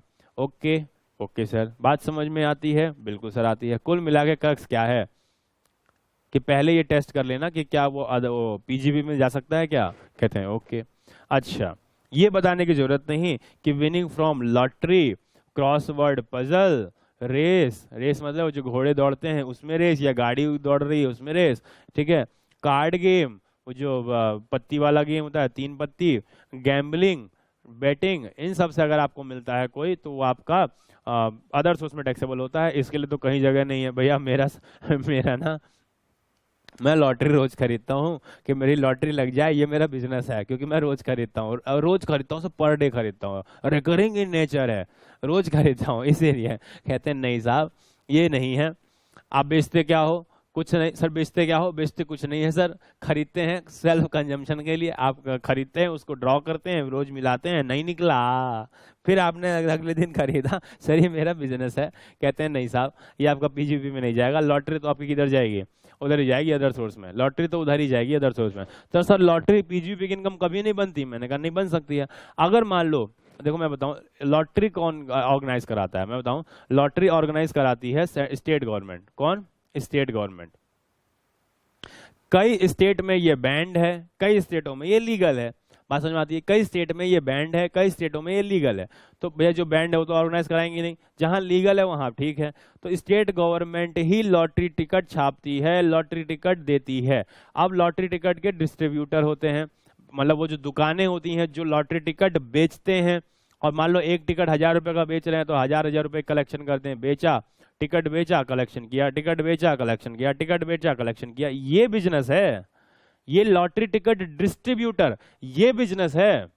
बात समझ में आती है? लेकिन जो पर्सन इनसे लॉटरी खरीद रहा है, उसको घिस रहा है, रोज मिला रहा है, उसके अगर उसकी लॉटरी लग गई तो पीजीबी सॉरी अदर सोर्स में टैक्सेबल होगा, अदर सोर्स में टैक्सेबल होगा। इतना ही नहीं, बल्कि लॉटरी भर नहीं, अगर आप केबीसी जीत जाते हो, कौन बनेगा करोड़पति? अमिताभ बच्चन के साथ आइए खेलते हैं कौन बनेगा करोड़पति। पहला प्रश्न आपके कंप्यूटर स्क्रीन पे ये रहा, ठीक है। तो वो भी अगर आप जीत जाते हैं तो भी किधर टैक्सेबल होगा? सर वो टैक्सेबल होगा आपका अदर सोर्स में। सर वहां तो हमारी नॉलेज लगती है। कहते हैं आपकी नॉलेज गई ऑयल लेने, ठीक है। इनकम टैक्स ने स्पेसिफिकली बोल रखा है भैया जो गेम शो होते हैं 10 का दम, ठीक है ना, 10 का दम और ये सब चीजें, जो भी गेम शो हैं, नच बलिए और जो भी आता है बिग बॉस, उसमें अगर आप जीत जाते हो, जो भी आपको पैसा मिलेगा लॉटरी माना जाएगा साहब, लॉटरी माना जाएगा। और आपका अदर सोर्स में टैक्सेबल होगा। टैक्सेशन भी बहुत हाई है, ठीक है। मैं बता दूं, लॉटरी से ना ही आपको बेसिक एग्जम्पशन लिमिट यानी 2.5 लाख 3 लाख 5 लाख का मजा मिलता है, ना ही आपने कोई अगर इन्वेस्टमेंट की है, जैसे कि एलआईसी खरीदा है, बच्चों की ट्यूशन फीस है, ठीक है ना, सुकन्या समृद्धि योजना है, ठीक है। इस तरह से करके बहुत सारे तरीके हैं जिससे आप टैक्स बचा सकते हो, वो सब भी करोगे आप। टैक्स सेविंग बॉन्ड है, वो खरीदा आपने, टैक्स सेविंग एफडी है, तो कहते हैं कुछ भी खरीद लो साहब, वो आपको उसका मजा भी लॉटरी की इनकम से आपको नहीं देंगे। अच्छा सर, ये भी नहीं देंगे, स्लैब का मजा भी नहीं देंगे, ये भी नहीं देंगे। अच्छा सर, मैंने सर ये बताइए 1,000 की लॉटरी खरीदी, 10,000 की लॉटरी लग गई, तो मेरे लिए टैक्सेबल कितना? 9,000। कहते हैं नहीं नहीं नहीं, पूरा पूरा 10,000। यानी लॉटरी लॉटरी लगी तो जितना मिला सब टैक्सेबल, ठीक। लॉटरी लगी तो जितना मिला सब टैक्सेबल। अच्छा सर, लेकिन जो आपने खर्चा किया है उसको लॉटरी जीतने के लिए, जो आपने खर्चे किए हैं, वो आपका एग्जम्पशन के रूप में, सॉरी डिडक्शन के रूप में, एक्सपेंस के रूप में अलाउ नहीं किया जाएगा। बात समझ में आती है? यानी 1,000 रुपए का लॉटरी खरीदा, 10,000 की लॉटरी लग गई, तो कहते हैं 10,000 मिला ना, बस यही टैक्सेबल कर लेंगे। ये 1,000 कहते हैं भूल जाओ, भूल जाओ, पूरा मतलब जो आपको मिला है टोटल अमाउंट वही टैक्सेबल हो जाएगा, कोई भी एक्सपेंस की डिडक्शन आपको नहीं मिलेगी। अच्छा सर, इससे भी बुरा कुछ हो सकता है? मैंने कहा हाँ, जो आपका टैक्सेबल होता है 10%, 20%, 30%, कुछ नहीं, कोई 10 20 30 नहीं, सीधा 30, सबसे हाईएस्ट रेट 30% के रेट से टैक्स लगा देंगे। 30%। सर कुछ तो फायदा होगा? मैंने कहा एक फायदा है, अगर आप रेजिडेंट हो और आपकी लॉट मतलब टोटल इनकम 3.5 से ज्यादा नहीं है, भले उसमें लॉटरी की इनकम हो, तो आपको 87 है, जो मतलब 3.5 लाख तक की इनकम है, तो 2,500 रुपए तक टैक्स में से छूट मिल जाती है, उसके बाद सेस जोड़ते हैं, ठीक है। वो मजा आपको लॉटरी से मिल सकता है, वो आखिरी बस एक ही मजा मिल सकता है, और वो भी कंडीशनल है कि भैया टोटल इनकम 3.5 लाख तक होनी चाहिए।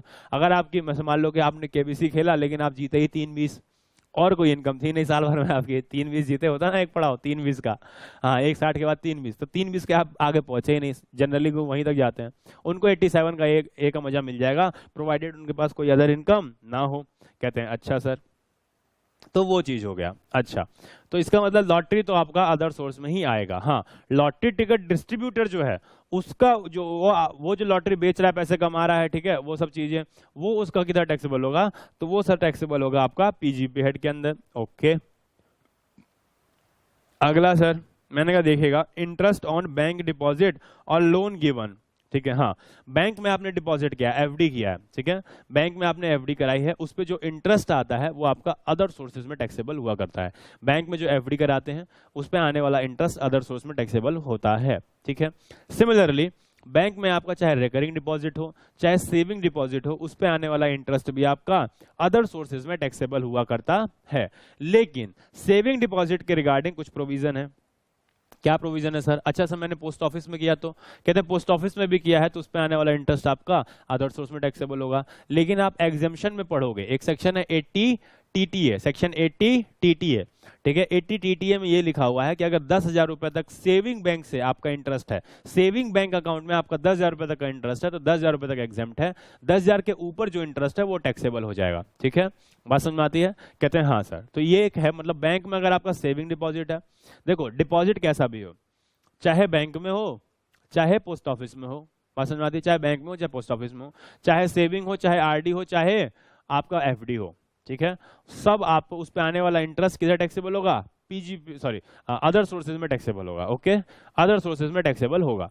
अब क्या कहते हैं? कहते हैं सर देखिएगा, लेकिन सेविंग बैंक का डिपॉजिट अगर है, सेविंग बैंक डिपॉजिट है, उस पे आपका 10,000 रुपए तक का इंटरेस्ट इनकम एग्जेम्प्ट है, 10,000 के ऊपर टैक्सेबल है। कहां लिखा है? सेक्शन 80 टीटीए में लिखा हुआ है। लिख देता हूं, कभी आप इसका जिक्र आएगा जब आप डिडक्शन चैप्टर पढ़ोगे। सेक्शन 80 टीटीए में लिखा हुआ है 10,000 रुपए तक आपका फ्री होता है। अच्छा सर, पोस्ट ऑफिस में है तो कहते हैं पोस्ट ऑफिस में अलग ही लिमिट है, 80 टीटीए का मजा तो मिलेगा ही मिलेगा, प्रोवाइडेड सेविंग होना चाहिए, वो भी मिलेगा। और एक और लिमिट है, सेक्शन 10-15 हुआ करता है, सेक्शन 10 क्लॉज 15 मैंने बताया एग्जामिशंस का है। वो कहते हैं अगर आपका इंडिविजुअल के नेम पे अकाउंट है, सेविंग अकाउंट, इंडिविजुअल के नेम पे सेविंग अकाउंट है, तो 3500 रुपए ईयरली इंटरेस्ट एग्जेम्प्ट है। और अगर ज्वाइंट होल्डर है, मतलब दो लोग मिलकर अगर सेविंग अकाउंट खुला रखे हैं, तो 7,000 रुपए तक आपका सेविंग बैंक सेविंग जो आपका डिपॉजिट है उस पे आने वाला इंटरेस्ट आपका एग्जेम्प्ट होगा। इसके ऊपर जो इंटरेस्ट आएगा वो टैक्सेबल होगा, लेकिन उसमें से फिर 80 टीटीए मिल जाएगा, 80 टीटीए मिल जाएगा 10,000, और ये 10,000 इसके ऊपर जो होगा वो टैक्सेबल आपका होगा अदर सोर्स में। बात समझ में आती है? समझ में आती है क्या बात? सर समझ में तो आती है, एक बार फिर से बताओ। मैंने कहा अच्छा सुनो, फिर से कर देते हैं और अच्छे से बताते हैं। इधर आ जाइए, देखिए आपने अकाउंट खुलवा रखा है, किस में? सर मैंने खुलवा रखा है बैंक में या फिर पोस्ट ऑफिस में। दूसरा तरीका, पोस्ट ऑफिस में खुलवा रखा है। सर यहाँ पे भी 3 तरह का अकाउंट हो सकता है। मैंने कहा कौन कौन सा? आपने कहा सर एफडी हो सकता है, आरडी हो सकता है और सेविंग हो सकता है, ठीक है, सेविंग बैंक अकाउंट हो सकता है। मैंने कहा इधर, कहते हैं इधर भी सेविंग हो सकता है, सेविंग हो सकता है, आरडी हो सकता है, एफडी हो सकता है। मैंने कहा ठीक है, देखो मेरी बात, इस पे इंटरेस्ट आया, इस पे इंटरेस्ट आया, इस पे इंटरेस्ट आया, इस पे इंटरेस्ट आया, इस पे इंटरेस्ट आया, ये जितने भी इंटरेस्ट इंटरेस्ट इंटरेस्ट हैं सब के सब अदर सोर्सेज में टैक्सेबल हुआ करते हैं। हाँ, लेकिन कुछ एग्जाम्पशंस हैं। एक एग्जाम्पशन है 80 टीटीए, ये कहता है 10,000 रुपए के ऊपर का इंटरेस्ट आपका केवल टैक्सेबल किया जाएगा, लेकिन कहाँ? सिर्फ सेविंग से, ना ही आरडी से ना ही एफडी से। यहाँ पे भी सिर्फ सेविंग से, ना ही आरडी से ना ही एफडी से। अच्छा, इसके अलावा एक सेक्शन है 10 क्लॉज 15, वो आपको कुछ एक्स्ट्रा ही मजा देता है। क्या मजा देता है? कहता है अगर पोस्ट ऑफिस में, पोस्ट ऑफिस यार जब से बैंक आ गया पोस्ट ऑफिस की हालत बड़ी बुरी है, ठीक है ना, वो बस क्या करते हैं, स्पीड पोस्ट स्पीड और यही करते हैं, ठीक है, बड़ा कम काम उनके पास रह गया है। तो उन्होंने कहा नहीं, पोस्ट ऑफिस को भी तो बूस्ट करना है, इसलिए उनको एक्स्ट्रा बेनिफिट दिया। कहते हैं आप पोस्ट ऑफिस में सेविंग बैंक अकाउंट खोलिए, वहां पे आपको सिंगल अकाउंट पे 3500 रुपए ईयरली इंटरेस्ट का मजा मिलेगा, और 7,000 रुपए आपको ज्वाइंट अकाउंट अगर है तो 7,000 रुपए तक का आपको मजा दिया जाएगा। यहाँ पर बात समझ में आती है? ज्वाइंट अकाउंट है तो 7,000 रुपए तक का मजा दिया जाएगा। हाँ, इसके ऊपर जो इंटरेस्ट होगा, इसके ऊपर जो इंटरेस्ट आएगा, मान लीजिए सपोज कीजिए किसी पर्सन को मिला 14,000 रुपए, ठीक है, 14,000 रुपए मिला, ज्वाइंट अकाउंट था, तो कहते हैं 7,000 रुपए पहले ही हटा दो, 7,000 बचा। कहते हैं हाँ, अब उसमें से आपको 80 टीटीए का मजा मिल जाएगा, पूरा 7,000 आपका एग्जेम्प्ट हो जाएगा। सपोज किसी पर्सन को मिला 21,000 रुपए, तो कहते हैं पहले ज्वाइंट अकाउंट था तो 7,000 रुपए निकाल दो, सपोज करते हैं ज्वाइंट अकाउंट था, 7,000 निकाल दो, बच गया 14,000। अब कहते हैं 10,000 रुपए 80 टीटीए के नाम पे निकाल दो, अब आपको 4,000 रुपए आपका अदर सोर्स में टैक्सेबल हुआ करेगा। बात समझ में आती है क्या? बिल्कुल सर, बात समझ में आती है। इसके अलावा ये जो 80 टीटीए है या 10-15 है, उसका मजा आपको ना ही आरडी पे मिलेगा, ना ही एफडी पे मिलेगा, ना ही आरडी पे मिलेगा, ना ही एफडी पे मिलेगा। कुल मिला के अगर बैंक में है तो सिर्फ एक मजा 80 टीटीए, 10,000 रुपए के ऊपर का इंटरेस्ट टैक्सेबल होगा, और अगर पोस्ट ऑफिस में है तो पहला मजा 3500 7,000, और दूसरा मजा 80 टीटीए, यानी कि कैडबरी डेयरी मिल्क 2 रुपए में क्या बोलते थे उसको, मन में लड्डू फूटा और एक और लड्डू फूटा, एक लड्डू फूटा 3500 7000 का और दूसरा लड्डू फूटा 10,000 का। ठीक है, तो ये चीज है कि 2 रुपए में 2 शॉट। बात समझ में आती है? हाँ सर, वही है, कैडबरी डेयरी मिल्क है, 2 रुपए में 2 शॉट है। अगर आपने सेविंग अकाउंट खोल रखा है और पोस्ट ऑफिस में खोल रखा है, बैंक में नहीं। बैंक में सिंगल लड्डू फूटेगा, मन में सिंगल लड्डू फूटेगा। क्यों? क्योंकि सिर्फ 80 टीडिया का मजा मिलेगा। लेकिन अगर आपने पोस्ट ऑफिस में जमा कर रखा है तो 2 मजा मिलेगा, 2 लड्डू फूटेंगे। बात समझ में आती है? कहते हैं हाँ सर। तो ये तो हो गया आपका बैंक डिपॉजिट पे इंटरेस्ट। बात समझ में आती है? चाहे सेविंग हो, आरडी हो, एफडी हो, आने वाला इंटरेस्ट अदर सोर्स में टैक्सेबल हुआ करता है। सर एक बात आ गई, लोन गिवन, इसको भी समझा दीजिए। What is the meaning of loan given? Loan given देख लीजिएगा। लोन गिवन, आप हो साहूकार, आप हो साहूकार। सर आप क्यों नहीं? मैंने कहा पता चल जाएगा क्यों मैं नहीं। आप हो साहूकार, नाम है आपका लाला, ठीक है, आपने लोन दे रखा है, आप यही काम करते हो, आप लोगों को लोन देते हो, और जमींदार जैसे होते थे ना पहले टाइम में, लोन दिया करते हो। आपने जिसको लोन दिया है वो एक सुंदर सी लेडी है, नाम है उसका और राधा रानी, राधा रानी। आप पहुंच गए, आपने लोन दिया, आप लंगड़ाते हुए पहुंच गए, आपने लोन दिया, आप लंगड़ाते हुए पहुंच गए, राधा रानी, राधा रानी मेरा इंटरेस्ट मेरे को वापस कर दो। बात समझ में आती है? मेरा इंटरेस्ट मेरे को वापस कर दो। राधा रानी ने जो इंटरेस्ट वापस किया अदर सोर्सेज में टैक्सेबल हुआ करेगा। बात समझ में आती है? आपने अगर लोन दिया है तो आने वाला इंटरेस्ट जो भी मिलेगा वो आपका अदर सोर्सेज में टैक्सेबल हुआ करेगा। ओके सर, अच्छा आगे बताइए। मैंने कहा आगे पढ़िए। रॉयल्टी की इनकम, रॉयल्टी की इनकम क्या होता है? रॉयल्टी की इनकम, जैसे मान लो मैंने बुक छपवाई, आपकी बुक अभी पब्लिश्ड बुक नहीं है, सपोज कीजिए मैंने कोई बुक छपवाई, तो बुक पब्लिशर के पास छपवाई जाती है, मतलब जो प्रिंटिंग हाउस होते हैं वहां पे छपवाई जाती है, वो उसकी कॉपीराइट एटसेट्रा कराते हैं और उसका प्रॉपर अग्रीमेंट बनता है। ठीक है, कि ये बुक आपकी, मेरा अंडर प्रोसेस था छपने के, बट हो नहीं पाया किसी कारणों से, एग्जीक्यूट नहीं हो पाया, वो छप नहीं पाई बुक, शायद अगले सेशन के लिए प्रिंटेड बुक आएगी। ठीक है, तो सुनिएगा, पब्लिश्ड बुक आएगी। तो अब क्या होता है कि बुक होती है, सपोज कीजिए मेरी बुक में कॉस्टिंग लगी 300 रुपये, बुक बनवाने में कॉस्टिंग आ रही है 300 रुपये। ठीक है, सपोज इसकी एमआरपी रखी जाती है 500 रुपये, 500 रुपये मार्केट में बिकेगी, तो एमआरपी का कुछ 10% या 20% ऑथर को मिलता है एज रॉयल्टी, मतलब जिसने बुक लिखी है उसको मिलता है एज रॉयल्टी। बात समझ में आती है? पब्लिशर दे देता है। ठीक है, अग्रीमेंट किसके किसके बीच में होता है? ये रहा ऑथर, ऑथर मतलब मेरे केस में मैं ऑथर, सीए सत्यम त्रिपाठी। ठीक, तो ये रख लिया मैंने ऑथर। इधर है पब्लिशर, ठीक है, पब्लिशर है, पब्लिशर है, पब्लिशर कोई भी हो सकता है, suppose Puja law house, central book law house, ठीक है, कोई भी लॉ हाउस या फिर कोई भी पब्लिशर हो सकता है। ठीक है, तो वो हो गया इधर पब्लिशर। तो पब्लिशर से मेरा अग्रीमेंट होगा कि साहब आप मेरी बुक छापो, ये अपने खर्चे पे बुक छापते हैं, समझे? अपने टर्म्स कुछ भी हो सकती है, मैं उसकी बात नहीं कर रहा, अपने खर्चे पे। कई बार अगर मान लो मैं नया ऑथर हूँ, मेरी बुक को इनको डाउट है कि भैया आपकी बुक बिकेगी कि नहीं, तो कई बार कहते हैं कि नहीं आप खर्चा बियर करेंगे, खर्चा आप बियर करेंगे। अदरवाइज ये अपने खर्चे पे बुक छापते हैं। बागवान मूवी याद कीजिए, यहाँ पे थे Amitabh Bachchan, mister A B Amitabh Bachchan, और उनकी बुक छपी थी बागवान।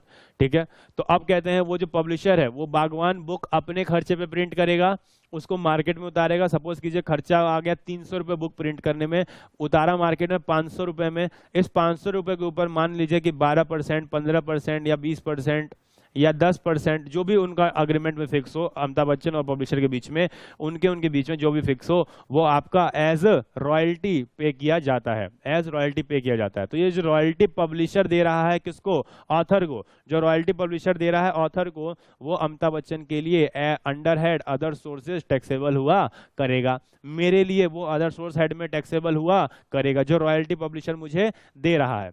अच्छा, वो 500 रुपये एमआरपी पे जो रॉयल्टी मिल रही है वो किस पे मिलती है? Number of copy sold, number of copy sold. जितनी बुक आपकी बिकेगी उसका, जितनी बुक बिकेगी उसका एमआरपी से मल्टीप्लाई करेंगे, उसका 10% 20% जो भी आपके अग्रीमेंट में फिक्स किया गया हो, मल्टीप्लाई करके आपको रॉयल्टी के रूप में दिया जाएगा। ये रॉयल्टी ऑथर के लिए टैक्सेबल होगी under head other sources, under head other sources. बात समझ में आती है? हाँ सर, रॉयल्टी इनकम हमें समझ में आ गई। अच्छा, रॉयल्टी इनकम के रिगार्डिंग एक प्रोविजन और आएगा, सेक्शन है उसका डिडक्शन में 80, बताओ 80 QQB और RRB, दो सेक्शन आएंगे RRB। दो सेक्शन आएंगे, Q sorry Q Q 80 QQB और RRB। ये रॉयल्टी के रिगार्डिंग कुछ प्रोविजन है डिडक्शंस के, ठीक है ना, उसको हम पढ़ेंगे, उसको उसके साथ हार्मोनाइज करेंगे बाद में जब डिडक्शन का चैप्टर पढ़ेंगे तब। अच्छा, डायरेक्टर की सिटिंग फीस, सर इसको भी बताइए, ये भी टैक्सेबल होती है क्या अदर सोर्स में? कहते हैं हाँ होती है, लेकिन थोड़ी डिस्कशन करनी पड़ेगी, देखिएगा कैसे। कहते हैं, सुनिएगा, पता है एक कंपनी में दो तरह के डायरेक्टर होते हैं। कहते हैं अच्छा जी साहब, दो तरह के डायरेक्टर? मैंने कहा हाँ, एक कंपनी है मान लीजिए तो दो तरह के डायरेक्टर होते हैं, एक होता है होल टाइम डायरेक्टर, एक होता है पार्ट टाइम डायरेक्टर। कहते हैं अच्छा, एक होता है WTD होल टाइम डायरेक्टर, या फिर एक होता है पार्ट टाइम डायरेक्टर। जो होल टाइम डायरेक्टर होता है वो कंपनी का एम्प्लॉय होता है, वो 24 घंटे नहीं, मतलब पूरा ऑफिस में टाइम देता है, जो भी 8 घंटा 7 घंटा होता है वो प्रॉपर आके वहां पे एम्प्लॉय की तरह काम करता है, ठीक है। तो उसको जो पेमेंट आती है वो टैक्सेबल हुआ करती है अंडर हेड सैलरी में। अच्छा, एक होता है पार्ट टाइम डायरेक्टर, एक होता है पार्ट टाइम डायरेक्टर जो कि रोज रोज नहीं आता, कंपनी के अफेयर को रोज रोज डील नहीं करता। अच्छा, रोज रोज क्या खरीदना है, क्या बेचना है, कितना परचेज करना है, कितना प्रोडक्शन करना है, क्या मार्केटिंग करनी है, ठीक है, कहाँ एडवर्टीजमेंट करें ना करें, इन हर चीज में वो इंटरफेयर नहीं करता, बैठ के वो हर चीज डिस्कस नहीं करता, बनाता नहीं है। वो क्या करने आता है सर? तो ये डायरेक्टर की मीटिंग अटेंड करने आता है, डायरेक्टर की मीटिंग्स अटेंड करने आता है। आप सीए फाइनल में चैप्टर पढ़ोगे डायरेक्टर की मीटिंग के बारे में, ठीक है, सीए फाइनल में आप चैप्टर्स पढ़ोगे डायरेक्टर की मीटिंग, और एग्जीक्यूटिव में जो बच्चे हैं वो तो पढ़ भी रहे होंगे कंपनी लॉ में, ठीक है। सुनिए, तो डायरेक्टर कितनी मीटिंग वोटिंग होनी चाहिए वो सब, तो ये सिर्फ मीटिंग अटेंड करने आता है, यानी जो डिसीजंस लिए जाते हैं उसमें केवल ये पार्ट लेने आता है। डिसीजन जो लिए जाते हैं उसमें पार्ट लेने आता है। ये क्या करते हैं? ये भी डिसीजन में बैठते हैं क्या? डिसीजन में ये नहीं बैठेंगे, ये भी बैठेंगे।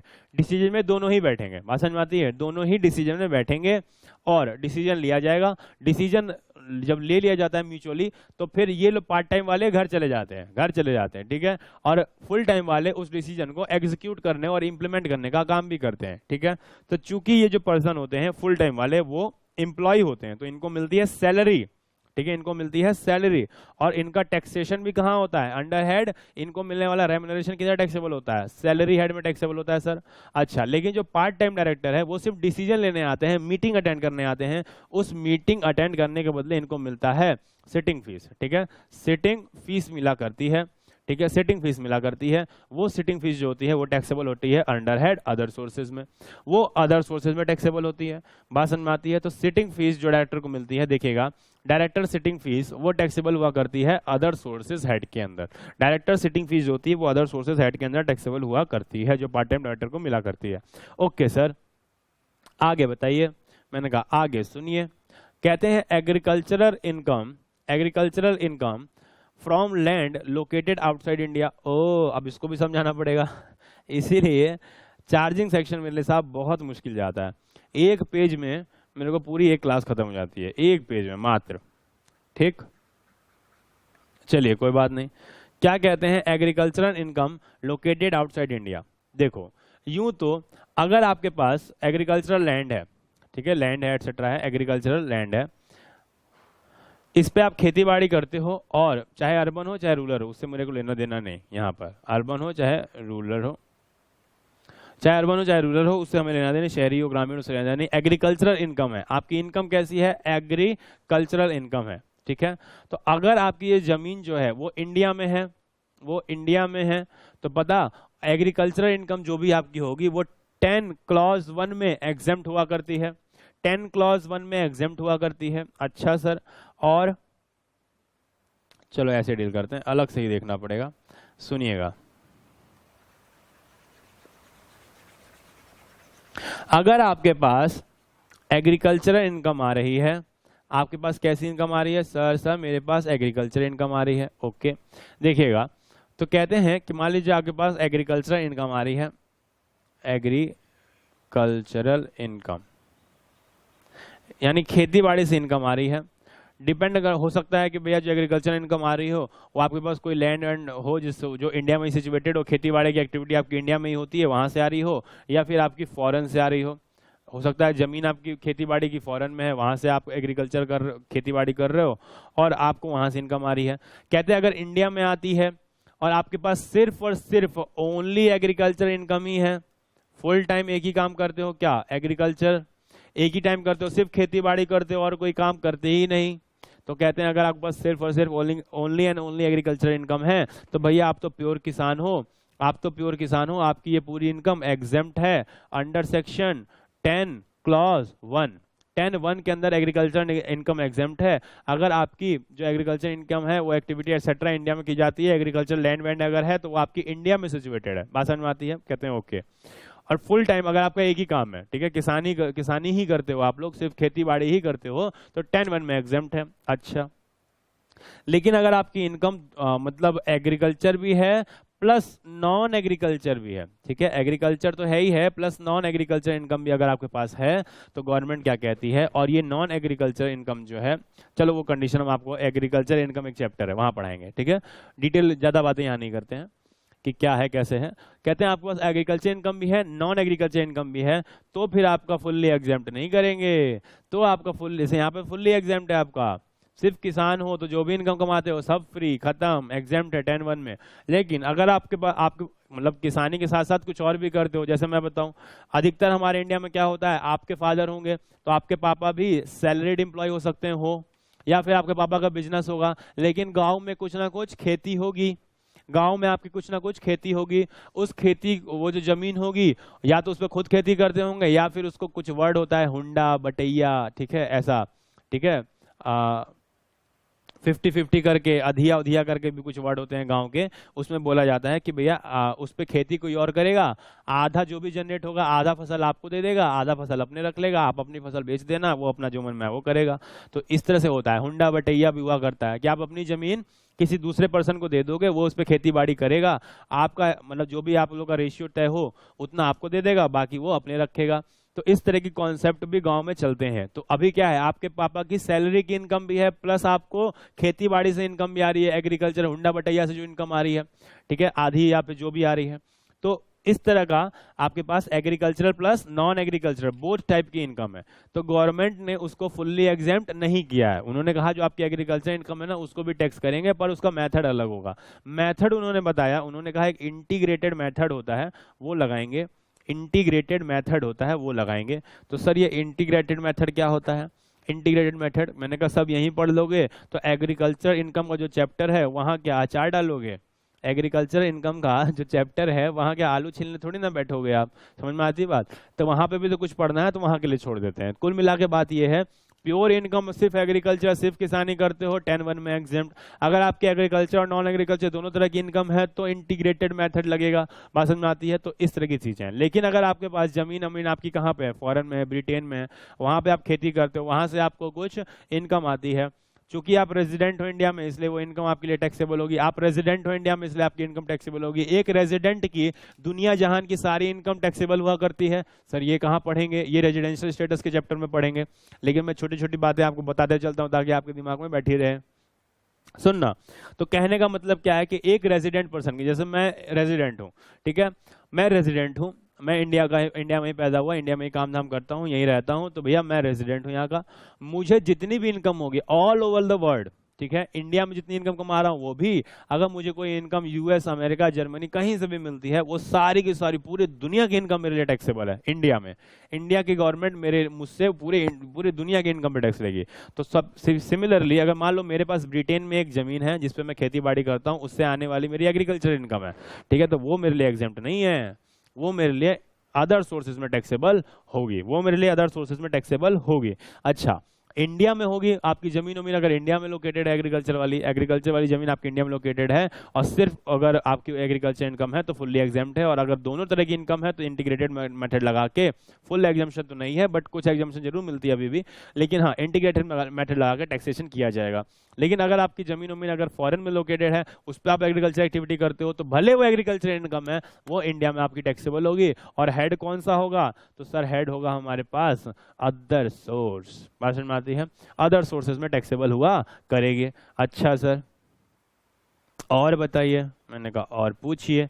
आपने कहा 10वां पॉइंट, मैंने कहा income from subletting of house property. ओहो, सबलेटिंग ऑफ हाउस प्रॉपर्टी, अब फिर से आपको पढ़ना पड़ेगा, आ जाइए नीचे देखिएगा क्या है provision. Subletting of house property other sources में टैक्सेबल होता है।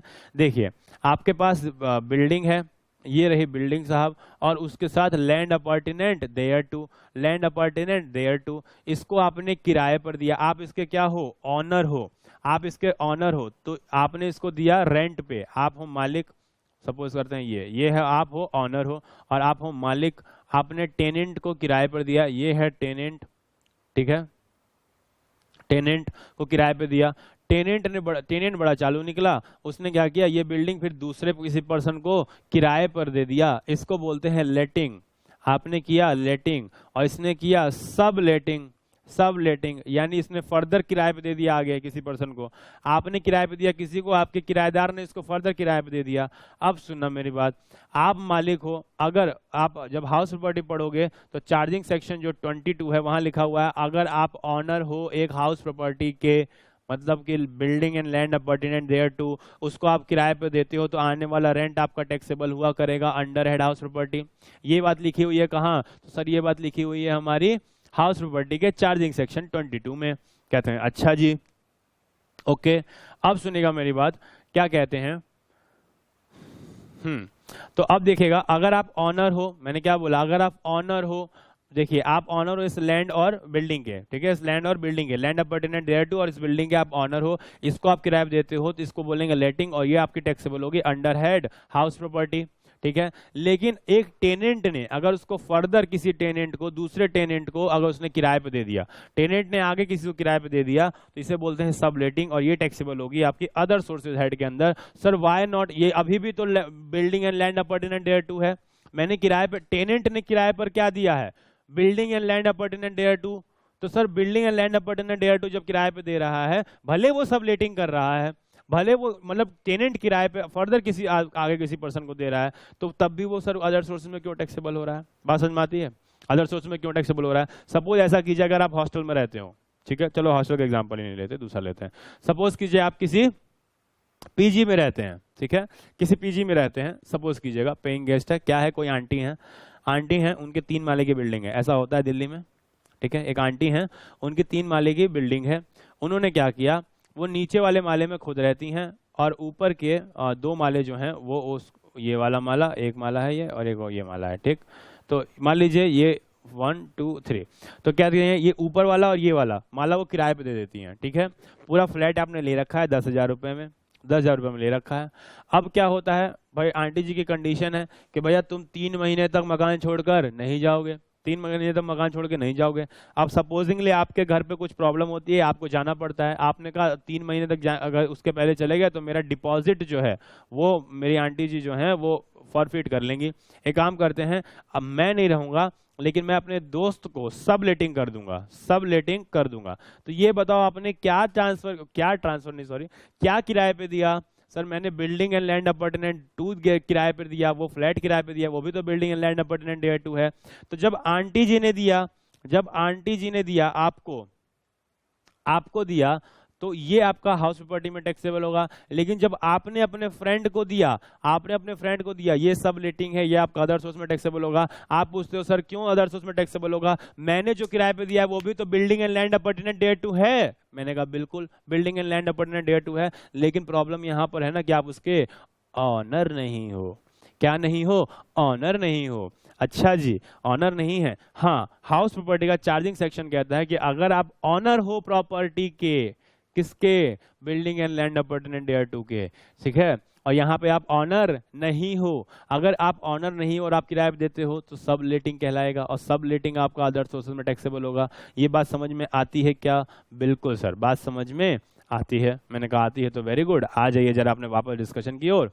उधर देखते हैं कि हमने 10 पॉइंट पढ़ लिए, 11वां पॉइंट देखते हैं क्या है।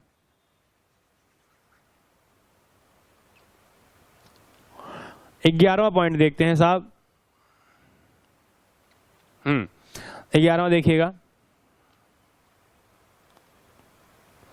कहते हैं जो सैलरी मिलती है एमपी को, एमएलए को, एमएलसी को, ठीक है, एमपी मतलब मेंबर ऑफ पार्लियामेंट, ठीक है, लेजिस्लेटिव असेंबली, और इस तरह से करके मेंबर ऑफ पार्लियामेंट, ठीक है, एमपी और लेजिस्लेटिव असेंबली, ठीक है, स्टेट गवर्नमेंट लेवल पे जो होते हैं वो। तो जो भी एमपी एमएलए होते हैं, एमएलसी होते हैं, उनको जो सैलरी मिलती है वो आपकी अदर सोर्सेज में टैक्सेबल होती है, सैलरी में नहीं। क्यों? एमपी एमएलए कहते हैं साहब हम तो जनता के सेवक हैं, झूठे सब, निकम्मे। चलो कोई बात नहीं, उस पर बात नहीं करेंगे।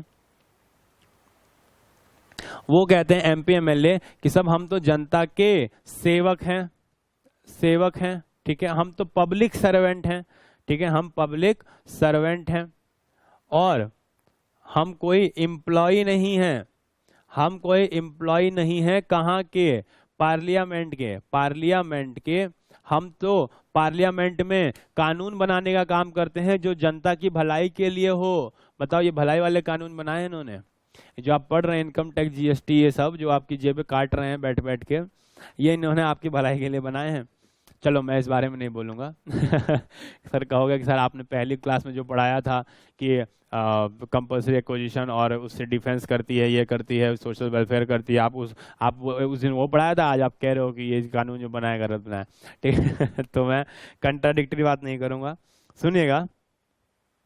कुल मिला के ये कहते हैं साहब देखिए, हम पार्लियामेंट के एम्प्लॉय नहीं है, हम पार्लियामेंट के नौकर नहीं है, ठीक है।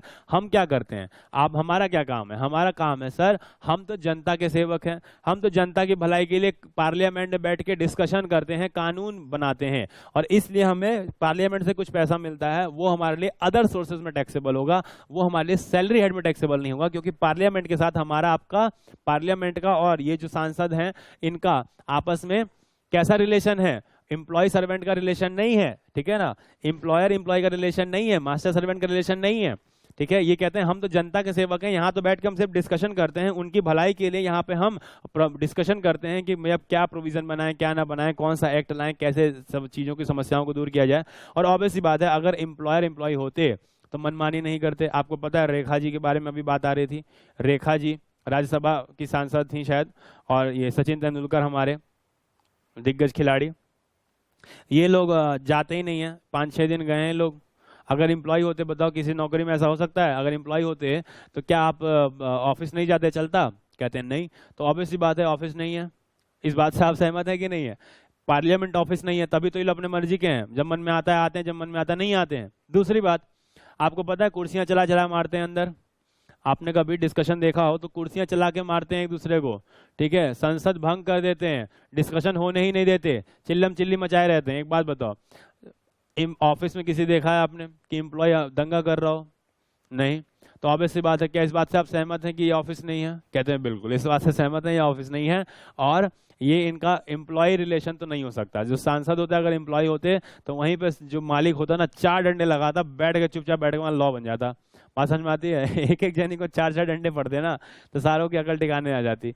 तो वो चीज़ है, तो वो तो है नहीं, ठीक है। ऑब्वियस सी बात है, इस बात से आप सहमत होंगे कि पार्लियामेंट और जो सांसद है उनका एम्प्लॉयर एम्प्लॉय का रिलेशनशिप नहीं है, और इसीलिए ये जो इनकम इनको सैलरी मिलती है वहां बैठ के मीटिंग करने की, अच्छा, तो वो पैसा जो मिलता है उनको वो टैक्सेबल हुआ करता है अंडर हेड अदर सोर्सेज, ठीक है, अंडर हेड अदर सोर्सेज, ठीक है। अब सुनिएगा, हाँ, उनको जो डेली अलाउंसेस मिलता है, जिस दिन भी वो आते हैं उस दिन उनको डेली अलाउंसेस मिलता है खाना पानी के लिए। संसद की खुद की कैंटीन है, उसके बाद भी खाना पानी के लिए, आने जाने के लिए। अरे आपने इतना कष्ट लिया, गाड़ी में सवार हुए और लद के आ गए आप, ठीक है, वो लद के आने के लिए भी इनको डेली अलाउंसेस मिलता है, खर्चा पानी इनको, ठीक है, प्रतिदिन का। तो वो जो मिलता है वो भी इनका एग्जेम्प्ट हुआ करता है। बताओ साहब, हमें अगर ऑफिस जाने को एग्जेम्पशन मिले कि भैया आप ऑफिस जाओ और आपको एग्जेम्पशन मिलेगी उस चीज़ की, आपको पर डे आप आओगे तो आपको 2000-5000 रुपया देंगे, वो आपका एग्जेम्प्ट होगा। तो भैया हम तो रोज़ पहुंच जाएं, 2000 मिलेगा जाने भर का, है कि नहीं? वो भी एग्जेम्प्ट होगा, टैक्स नहीं लगेगा उस पर, इन लोगों को मिलता है, वो एग्जेम्प्ट हुआ करता है इनका। अच्छा सर, तो ठीक है, ये बात समझ में आ जाती है। अगला बात देखिएगा, कहते हैं honorarium, honorarium for working as guest lecturer, ठीक है, और फॉर चेकिंग पेपर्स, ठीक है। अब मैं बता दूं अपना ही केस, मैं बताऊं, मैं CIRC, ठीक है, मैं चूंकि सेंट्रल रीजन में आता हूं, ICI का बहुत सारा है ना, ईस्ट वेस्ट नॉर्थ साउथ, ठीक है, तो मैं CIRC कानपुर, जिसका ऑफिस है कानपुर,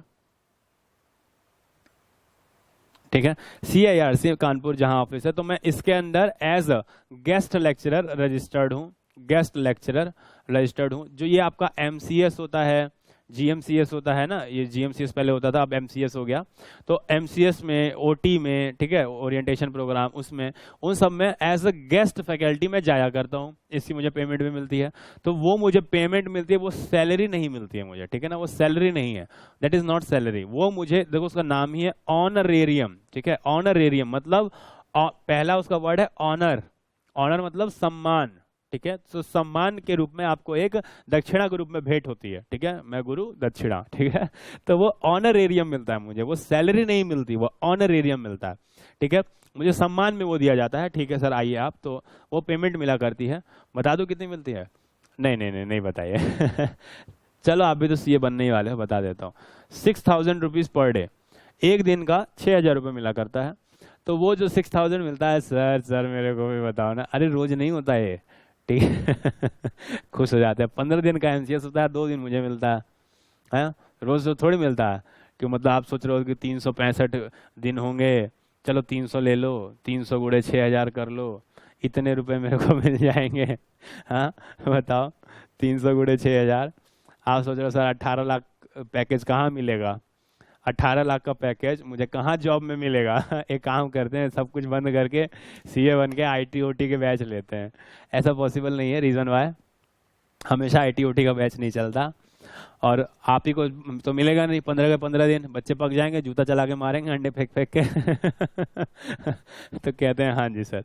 तो देखिएगा, तो ये जो ऑनरेरियम मिलता है पर डे, ठीक है, तो वो गेस्ट लेक्चरर, मैं मुझे faculty as a guest faculty के रूप में मुझे ऑनरेरियम जो दिया जाता है, वो मेरे लिए अदर सोर्सेज में टैक्सेबल होगा, वो अदर सोर्सेज में टैक्सेबल होगा। सिमिलरली पता, ये जो आपके एग्जाम्स होते हैं, ठीक है, अभी मुझे 4 साल नहीं हुआ CA बने, 5 साल नहीं हुआ, 5 ईयर्स, ठीक है, 5 ईयर्स नहीं हुआ मुझे CA बने, इसलिए मैं अभी कॉपी साइन नहीं कर सकता, ठीक है, कॉपी एग्जामिन नहीं कर सकता, एग्जामिन नहीं कर सकता। हाँ, 3 साल के बाद, 3 इयर्स के बाद मैं CS की कॉपी एग्जामिन कर सकता हूँ, बट CA वाले में कंडीशन क्या है कि आप 5 साल कम से कम आपको CA बने हो जाना चाहिए।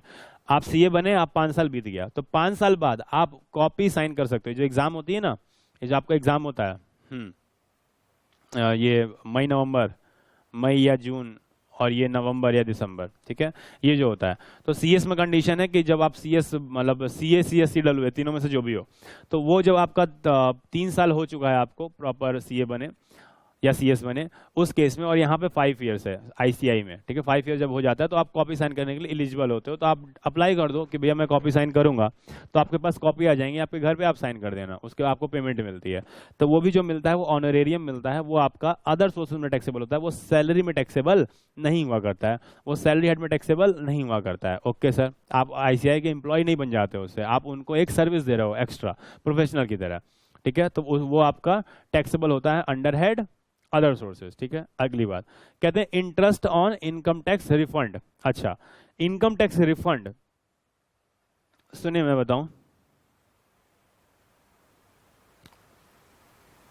1 सेकेंड, थोड़ा सा इसको इरेज कर लेते हैं ताकि ये क्लीन हो जाए।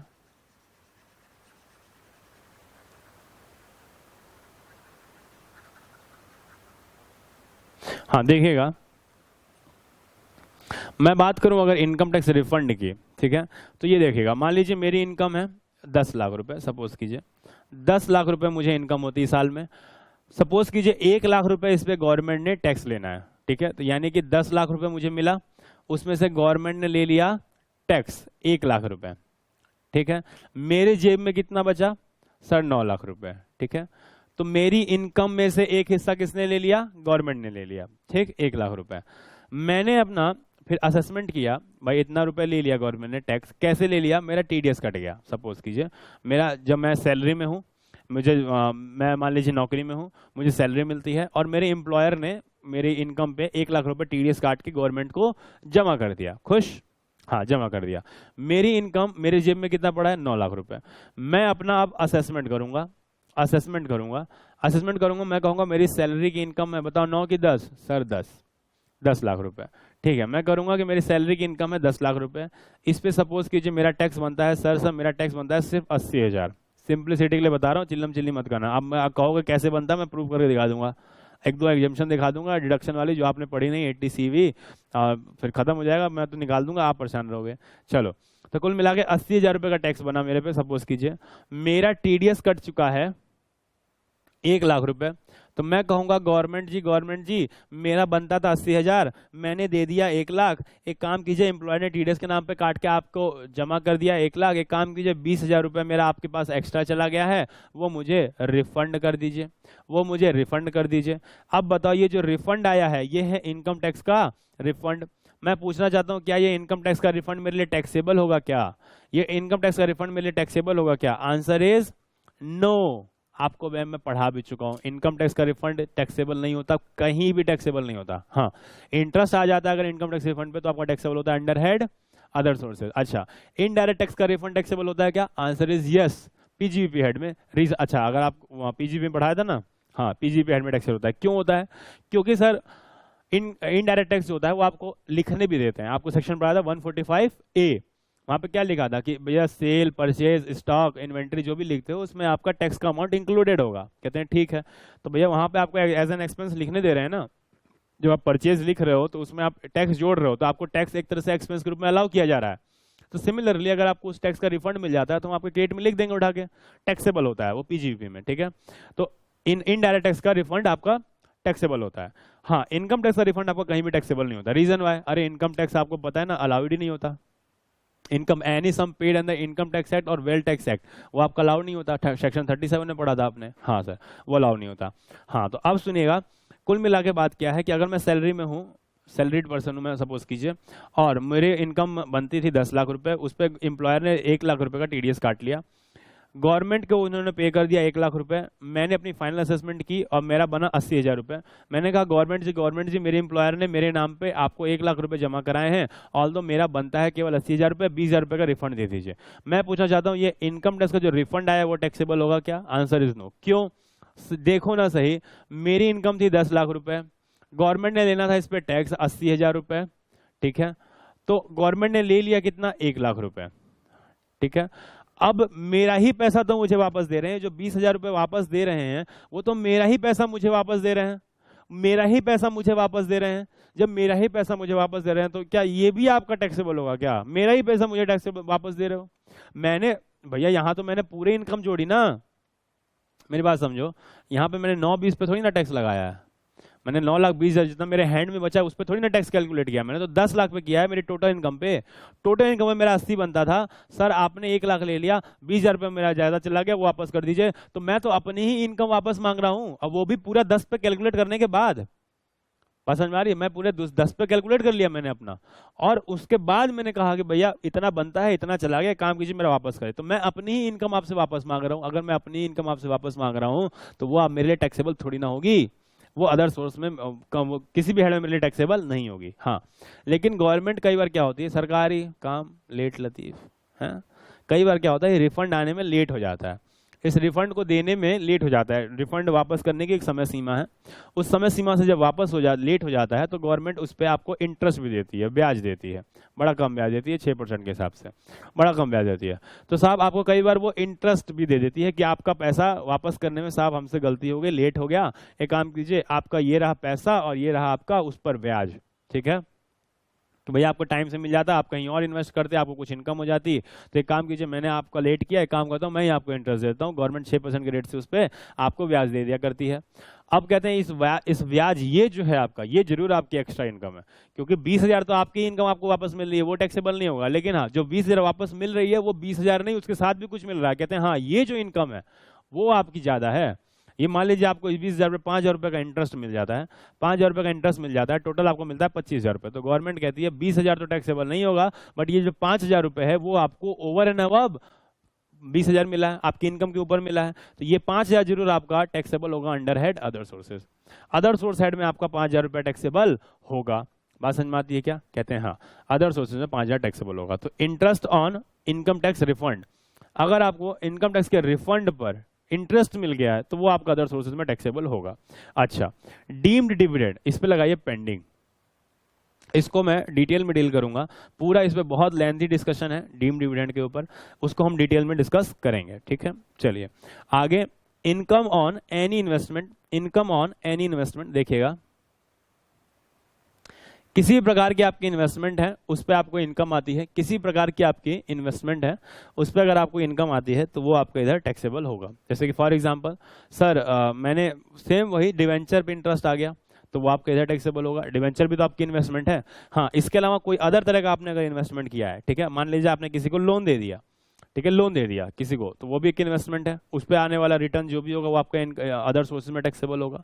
तो इस तरह की चीजें यहाँ पर कही जाती हैं। ठीक है, आगे देखिएगा, तो किसी प्रकार का इन्वेस्टमेंट हो आपका, उस पर आने वाला जो भी इनकम है वो आपका यहाँ पर टैक्सेबल हुआ करेगा अदर सोर्सेज में। फॉर एग्जांपल अगर आपने शेयर में ही इन्वेस्ट किया, ठीक है, तो वो आपको डिविडेंड मिलेगा, उस पर इनकम आई, आपने इन्वेस्टमेंट की शेयर में, उस पर आया आपको डिविडेंड। तो अगर डोमेस्टिक कंपनी का रहा तो भैया सब तो सीडीटी डीडीटी कट गया, स्पेशल प्रोविजन है, एग्जेम्प्ट हो गया, बट फॉरेन कंपनी का रहा तो फिर आपका टैक्सेबल हो जाया करेगा। तो एक तरह से ये जनरल बात लिखी हुई है कि इंटरेस्ट ऑन इन्वेस्टमेंट इधर आपका टैक्सेबल हुआ करेगा। अच्छा, अगला पॉइंट देखिएगा, amount received under family pension. Family pension अगर आपको मिला है, ठीक है, आपको पता है एम्प्लॉय जब का डेथ हो जाता है तो उसके बाद उसकी फैमिली को पेंशन मिलता है उसके बिहाफ पे, ठीक है, तो वो चीज लिख रहे हैं, वो उनके लिए अदर सोर्सेज में टैक्सेबल होगा। अगर एम्प्लॉय जिंदा रहता है, ठीक है, एम्प्लॉय ने जॉब की, देखिएगा, एम्प्लॉय ने जॉब की, ये जॉब यहां तक की, ठीक है, तो इस पीरियड में जो भी सैलरी मिली वो तो सैलरी हेड में टैक्सेबल होगा। हाँ, एम्प्लॉय अगर रिटायर हो गया, ये रिटायरमेंट का पीरियड हो गया, उसको अभी भी पेंशन मिल रहा है, ये पेंशन भी उसका सैलरी हेड में ही टैक्सेबल होगा। ठीक है, हाँ, लेकिन अगर ये पर्सन ही डेथ हो गई, इसकी, इस पर्सन की डेथ हो गई, मान लो इसकी डेथ हो गई और अभी भी पेंशन मिल रहा है, अब ये पर्सन नहीं रहा और इसके फैमिली को पेंशन मिल रही है, तो ये जो फैमिली पेंशन है ये आपकी अदर सोर्सेज में टैक्सेबल होगी। ये फैमिली पेंशन आपकी अदर सोर्सेज में टैक्सेबल होगी। ठीक है, देखिए, जॉब जब तक रही और इंसान भी जिंदा है, सैलरी मिल रही है, सैलरी हेड में टैक्सेबल। ठीक है, इंसान मर गया, सॉरी माफी चाहूंगा, इंसान रिटायर हो गया, अभी पेंशन मिल रहा है, ये भी आपका सैलरी हेड में टैक्सेबल। लेकिन अगर इंसान ही खत्म हो गया, डेथ हो गई और अब पेंशन मिल रही है उसके फैमिली को, तो ये आपका अदर सोर्सेज में टैक्सेबल होगा, ये आपका अदर सोर्सेज में टैक्सेबल होगा। तो बस वही चीज लिखी हुई है यहाँ पे कि फैमिली पेंशन जो मिलती है after the death of employee, किसको मिलती है, फैमिली को मिलती है, वो उसके लिए अदर सोर्सेज में टैक्सेबल हुआ करती है, लेकिन उसके रिगार्डिंग कुछ डिडक्शन भी है। ठीक है, देखिएगा क्या कहते हैं कि अंडर फैमिली पेंशन अगर मिला है तो कहते हैं that is amount received by family of employee after his death, तो वो आपका किधर टैक्सेबल होगा, अदर सोर्स में टैक्सेबल होगा। Example, sum received under keyman insurance policy including bonus by family member. ठीक है, क्यों, क्योंकि एम्प्लॉय की डेथ हो चुकी है। However in respect of family pension deduction under section 57 is allowed as follows. उसमें कुछ डिडक्शन भी मिलेगी साहब आपको। क्या डिडक्शन मिलेगी, देखिएगा, ये डिडक्शन है 15,000 रुपए या फिर 1/3 ऑफ द जो भी पेंशन मिला है वो 1/3 of the pension which ever is lower, उतने की आपको डिडक्शन मिलेगी। 1/3 ऑफ द फैमिली पेंशन और 15,000 रुपए विच एवर इज लोअर। ये मंथली नहीं है, ध्यान दीजिएगा, मंथली नहीं है, ये सालाना का है, ये ईयरली है। ये सपोज कीजिए ऐसे किसी पर्सन को मिलता है साल का 24,000 रुपए, मतलब फैमिली को मिलता है 24,000 रुपए एज फैमिली पेंशन, तो बताओ कितना एग्जेम्प्ट होगा, तो कहते हैं 24 का 1/3 8,000 या 15,000 विच एवर इज लोअर, कौन सा लोअर, 8,000, तो कहते हैं 24 में से 8 घटा लीजिए, 16,000 आपका टैक्सेबल हो जाएगा, और ये ईयरली है। ठीक है, अच्छा, अगर किसी पर्सन को मिल जाता है सपोज कीजिए 2,10,000, तो कहते हैं इसका 1/3 कर लीजिए 70,000 और 15,000 विच एवर इज लोअर, बताइए, तो लोअर है सर 15,000, तो 15,000 एग्जेम्प्ट हो जाएगा, 2/10 में से 15 चला जाएगा, 1/95।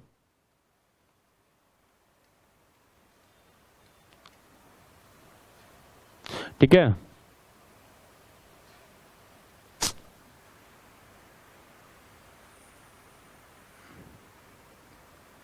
1/95 आपका फैमिली पेंशन टैक्सेबल हो जाएगा। ठीक है, समझ में आती है बात, बिल्कुल सर, ये ईयरली है, ये बात याद रखिएगा। कई बच्चे सोचते हैं इतना कम अमाउंट है, 15,000 है, इसका मतलब ये मंथली होगा, ऐसा कुछ नहीं है, ईयरली है ये लिमिट। ठीक है, अच्छा, अगली बात, हाँ, अगर आपके किसी प्रॉपर्टी का कंपल्सरी एक्विजिशन हो गया है, किसी कैपिटल एसेट का, और उस पर आपको कंपनसेशन मिल रहा है और कंपनसेशन मिलने में लेट हो गया, तो आपको उस पर इंटरेस्ट भी मिलेगा, वो इंटरेस्ट भी मिलेगा, उस पर आपका वो आपका अदर सोर्सेज में टैक्सेबल होता है। और इंटरेस्ट मिला ना, आपके कंपल्सरी एक्विजिशन का कंपनसेशन मिलने में लेट हो गया, इंटरेस्ट मिला, taxable under head other sources, लेकिन 50% का फ्लैट डिडक्शन उस पर अलाउ किया जाएगा।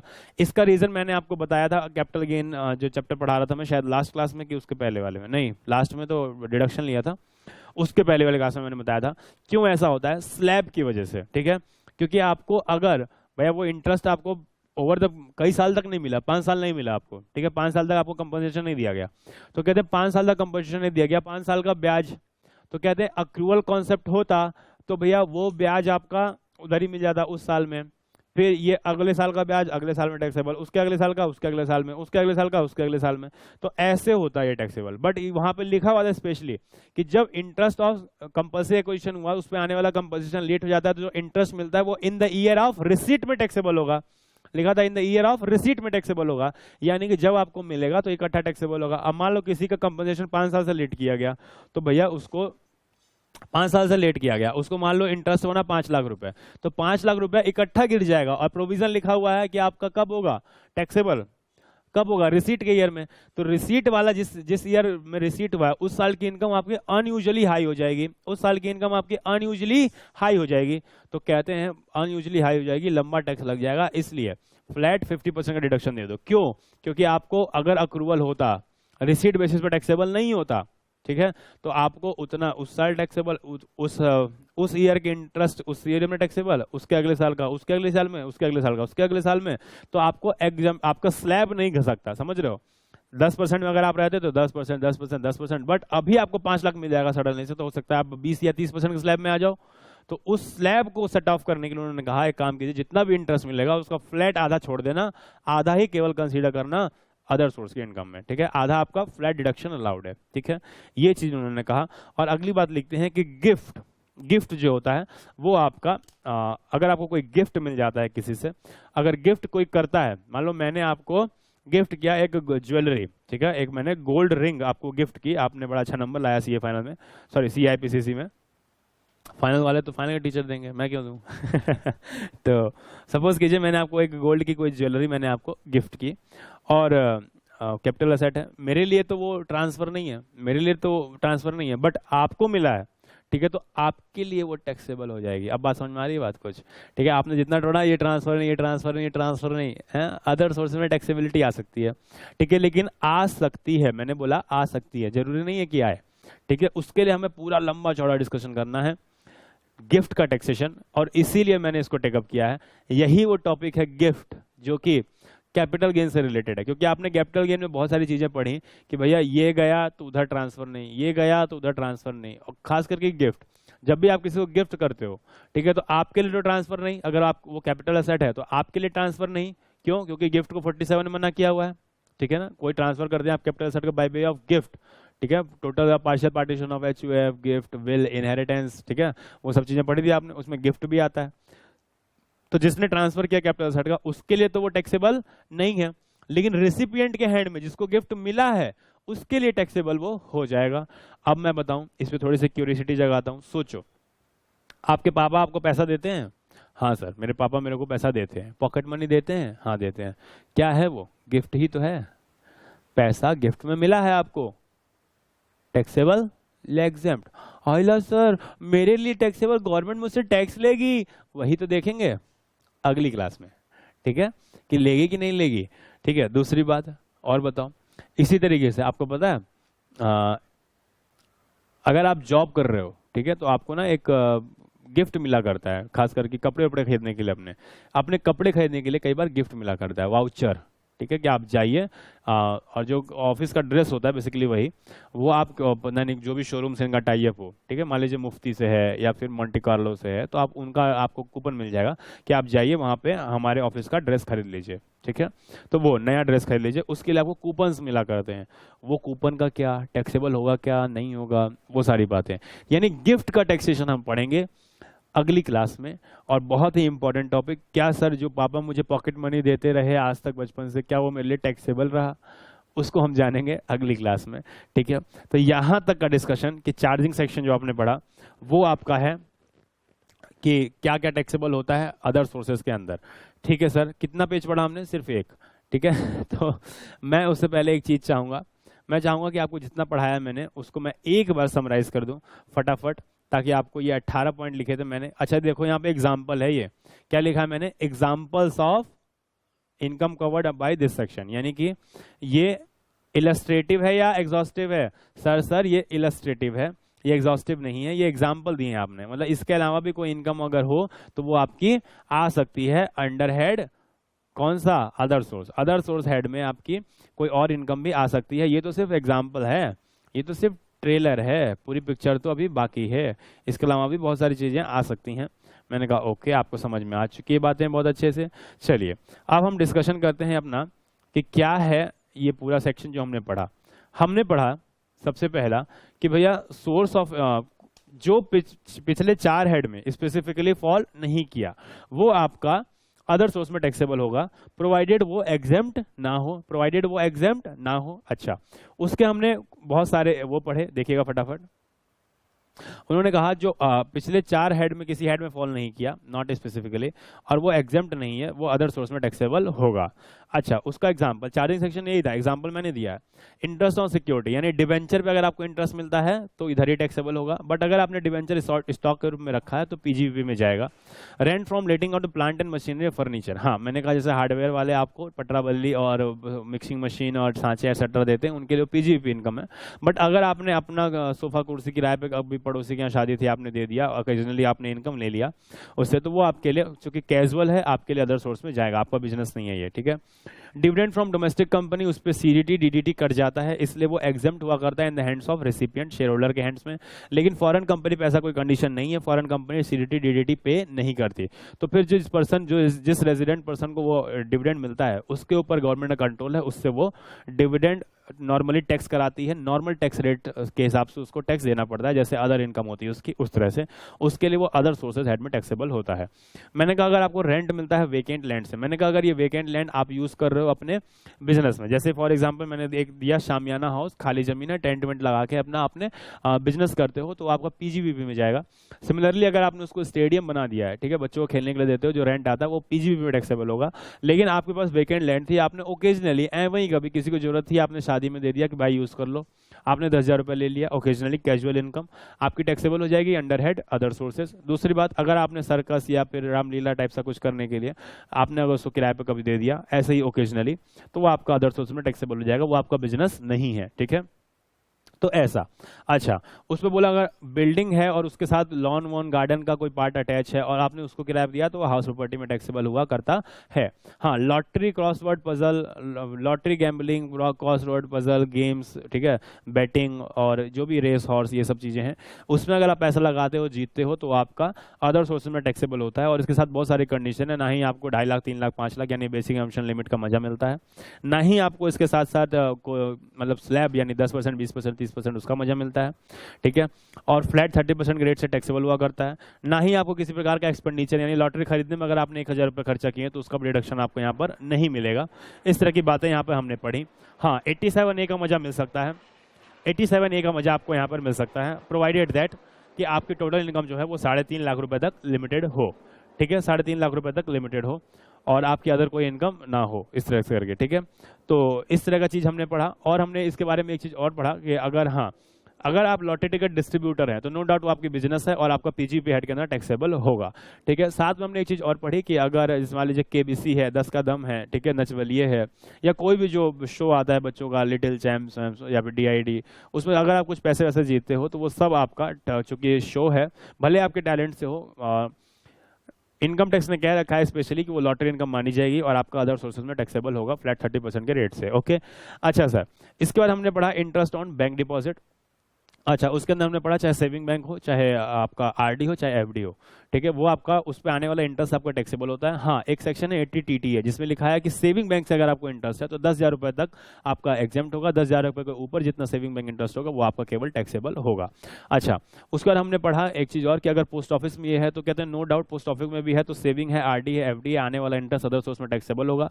बट पोस्ट ऑफिस के साथ थोड़ी ज्यादा रिलैक्सेशन है। उन्होंने क्या कहा, सबसे पहला कि 3500 और 7,000 रुपए अगर ज्वाइंट इंडिविजुअल अकाउंट है तो 3500 10-15 में लिखा हुआ है, और अगर ज्वाइंट अकाउंट है तो 7,000 रुपए तक संभाल के, अगर जॉइंट अकाउंट है तो 7,000 रुपए तक आपका पहले ही जो इंटरेस्ट आएगा सेविंग बैंक से, ठीक है, सॉरी सेविंग पोस्ट ऑफिस जो है, ठीक है, सेविंग पोस्ट ऑफिस जो है वो आपका एग्जेम्प्ट हुआ करेगा।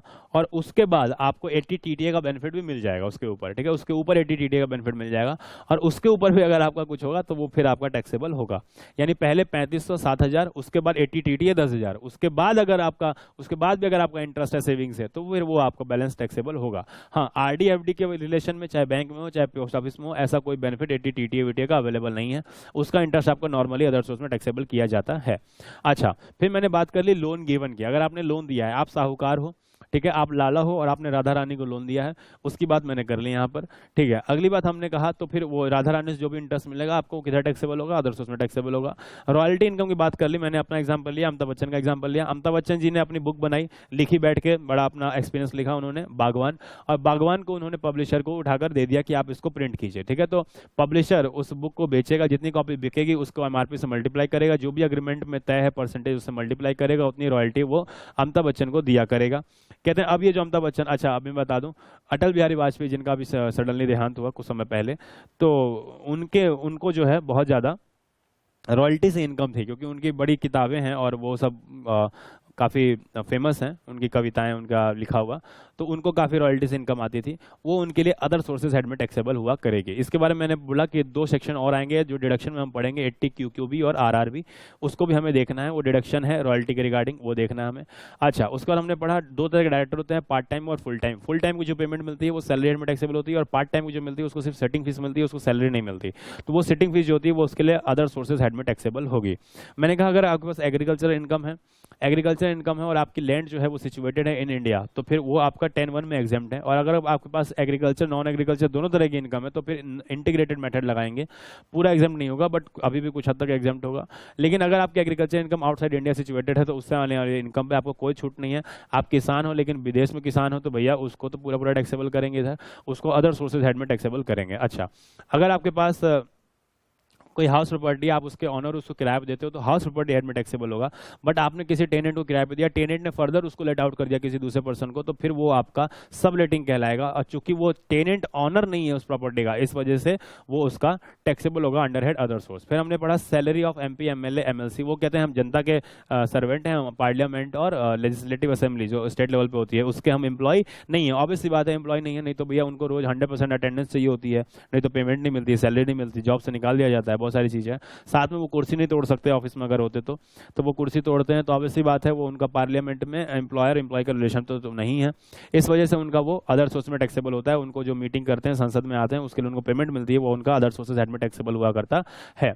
अच्छा, अगली बात कहते हैं जो उनको मतलब पार्लियामेंट पधारने के लिए, उनको प्रकट होने के लिए, पधारने के लिए उनको पेमेंट मिलती है, डेली अलाउंसेस, वो भी उनके लिए एग्जाम्प्ट हुआ करती है। असल में ये प्रोविजन भी किसने बनाया, ये पार्लियामेंट में तो बनाया है, तो पार्लियामेंट वालों ने अपने लिए पूरा व्यवस्था कर रखा है, ठीक है, कि भैया हमारे ऐशो आराम में कमी नहीं होनी चाहिए, बाकी जनता की जेब काटते रहो, ठीक है। 5-5 लाख रुपए पेमेंट आती है इनको महीने की, 5-5 लाख रुपए पेमेंट आती है जो सांसद होते हैं, ठीक है। और बताओ उनका वो अदर सोर्स में टैक्सेबल हो रहा है, डेली अलाउंस से जो वहाँ बैठ के मीटिंग अटेंड कर रहे हैं वो उनका फुल्ली एग्जाम्प्ट हो रहा है, ठीक है। ये सोचिएगा, बड़ी दुख की बात है साहब।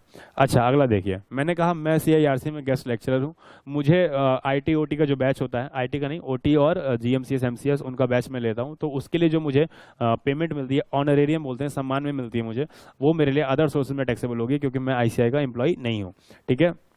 दूसरी बात, अगर मैं चेकिंग पेपर चेक करता हूं तो उसके लिए भी जो पेमेंट मिलती है मुझे, वो भी मेरे लिए अदर सोर्सेज में टैक्सेबल होती है, वो मेरे लिए सैलरी हेड में टैक्सेबल नहीं होगी क्योंकि मैं ICI का एम्प्लॉय नहीं हूं। इनकम टैक्स रिफंड की बात कर लें तो उस पर आने वाला इंटरेस्ट जो होता है वो आपका डेफिनेटली, इनकम टैक्स रिफंड आपका टैक्सेबल नहीं है, रीजन वाई वो आपका ही पैसा आपको वापस मिल रहा है। और अगर आपको इंटरेस्ट मिला क्योंकि रिफंड आपको लेट मिला है तो वो आपकी इनकम जरूर है, वो आपका अदर सोर्सेज हेड में टैक्सेबल हो जाएगा। डीम डिविडेंड को मैंने लगा दिया पेंडिंग, मैंने कहा इसको डिटेल में डिस्कस करूंगा बाद में, ठीक है। अगली बात क्या कहते हैं, इनकम फ्रॉम एनी इन्वेस्टमेंट, वो मैंने पहले ही बता दिया, किसी प्रकार के इन्वेस्टमेंट जैसे डिबेंचर है या फिर राधा रानी को आपने लोन दिया, उस पर आने वाला जो भी इनकम होता है वो आपका इधर ही टैक्सेबल होगा। डिविडेंड की बात कर लें तो भैया अगर आपने शेयर में इन्वेस्टमेंट किया तो नो डाउट, वो भी म्यूचुअल फंड में आपने इन्वेस्टमेंट किया तो यूनिट्स है, ठीक है, तो उस यूनिट्स पर आपको डिविडेंड मिलता है, तो ऑल्दो वो 1035 में एग्जाम्प्ट होता है अभी, ठीक है। लेकिन अगर कोई फॉरेन का कोई म्यूचुअल फंड है वहां से आपको इनकम आ रही है तो वो एग्जाम्प्ट नहीं होगा, वो नॉर्मली आपको 1035 में एग्जाम्प्ट होने वाला नहीं है, तो फिर वो आपका अदर सोर्स में टैक्सेबल हो जाएगा। सिमिलरली अगर आप शेयर आपने सब्सक्राइब किए हैं चाहे इंडियन कंपनी के अगर किए हैं तो फिर उस पर तो आपको CDT DDT कट जाएगा, इसलिए आपको वो एग्जाम्प्ट हो जाएगा। लेकिन अगर आपने फॉरेन कंपनी के शेयर लिए उस पर आने वाला डिविडेंड अगर है तो वो डिविडेंड जो होता है वो आपके लिए टैक्सेबल होगा नॉर्मली, ठीक है, वो आपके लिए नॉर्मली टैक्सेबल होगा आपका अदर सोर्सेज हेड के अंदर, ठीक है। अगली बात हमने की फैमिली प्लानिंग, फैमिली पेंशन की।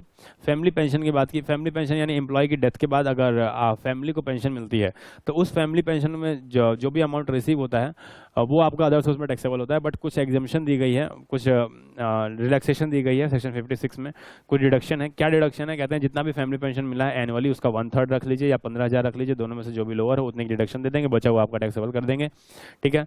मैंने कहा ओके कोई बात नहीं। अच्छा, कंपल्सरी एक्विजिशन अगर आपकी प्रॉपर्टी का हुआ है उसको आपको कंपनसेशन मिलता है। कंपनसेशन मिलने में लेट हो गया तो उस पर आपको इंटरेस्ट भी मिल रहा है, तो जितना भी इंटरेस्ट मिलेगा उस इंटरेस्ट का 50% आपको छोड़ दिया जाएगा। यहाँ दया में छोड़ा जा रहा है, दया में छोड़ा जा रहा है यानी कि यार फैमिली पेंशन है भाई, घर का मेन जो मेंबर था जो कमाता था वो नहीं रहा, ठीक है, इस वजह से फैमिली को पेंशन मिल रहा है और इसलिए दया में छोड़ दिया गया 1/3 या फिर 15,000। और यहाँ पे छोड़ा इसलिए जा रहा है क्योंकि यहाँ पे आपका जो रिसीट बेसिस पे टैक्सेबल किया जा रहा है और रिसीट आपको ह्यूज अमाउंट हो रहा है इसलिए आपका स्लैब अफेक्ट हो सकता है। इस वजह से कहते हैं अगर वो इंटरेस्ट आपको तभी मिला होता तो आपका स्लैब अफेक्ट नहीं होता। आप अगर 10 में होते तो 10 में लगता, 20 में होते तो 20 में ही लगता, इस तरह की चीज़। तो वो स्लैब आपका अफेक्ट हो जाएगा, उसको कंपनसेट करने के लिए यहाँ पे 50% का फ्लैट डिडक्शन दिया गया अगर कंपल्सरी एक्विजिशन हुई आपकी किसी कैपिटल एसेट का और उसका आपको कंपनसेशन मिलता है और वो कंपनसेशन मिलने में लेट हो गया तो इंटरेस्ट जो मिल रहा है उसका फ्लैट आधा हटा दिया जाएगा, सिर्फ आधा ही आपका अदर सोर्स की इनकम का पार्ट बनेगा। गिफ्ट के बारे में मैंने बोला कि गिफ्ट मतलब कैपिटल एसेट को अगर गिफ्ट करते हैं तो वो मेरे लिए टैक्सेबल नहीं है, यानी कि जो ट्रांसफर कर रहा है, मान लो मैंने आपको ज्वेलरी दी तो ये मेरे लिए कैपिटल एसेट थी, मैंने आपको ज्वेलरी दी, मैंने गिफ्ट कर दिया तो मेरे लिए तो ये ट्रांसफर नहीं है। हाउएवर आपको रिसीव हुई है तो शायद आपके लिए टैक्सेबल हो जाए, मैंने क्या बोला, शायद आपके लिए टैक्सेबल हो जाए। और अगर टैक्सेबल होगा तो किधर होगा? अदर सोर्सेज हेड के अंदर टैक्सेबल होगा। तो सर कब टैक्सेबल होगा? आपने बोला शायद टैक्सेबल हो जाए, कब टैक्सेबल होगा कब टैक्सेबल नहीं होगा ये फुल्ली हम देखेंगे अगले लेक्चर में। यहाँ पे मैं अपना डिस्कशन बंद करता हूँ। थैंक यू, टाटा और बाय बाय। आज का लेक्चर यहीं तक था। Okay okay sir.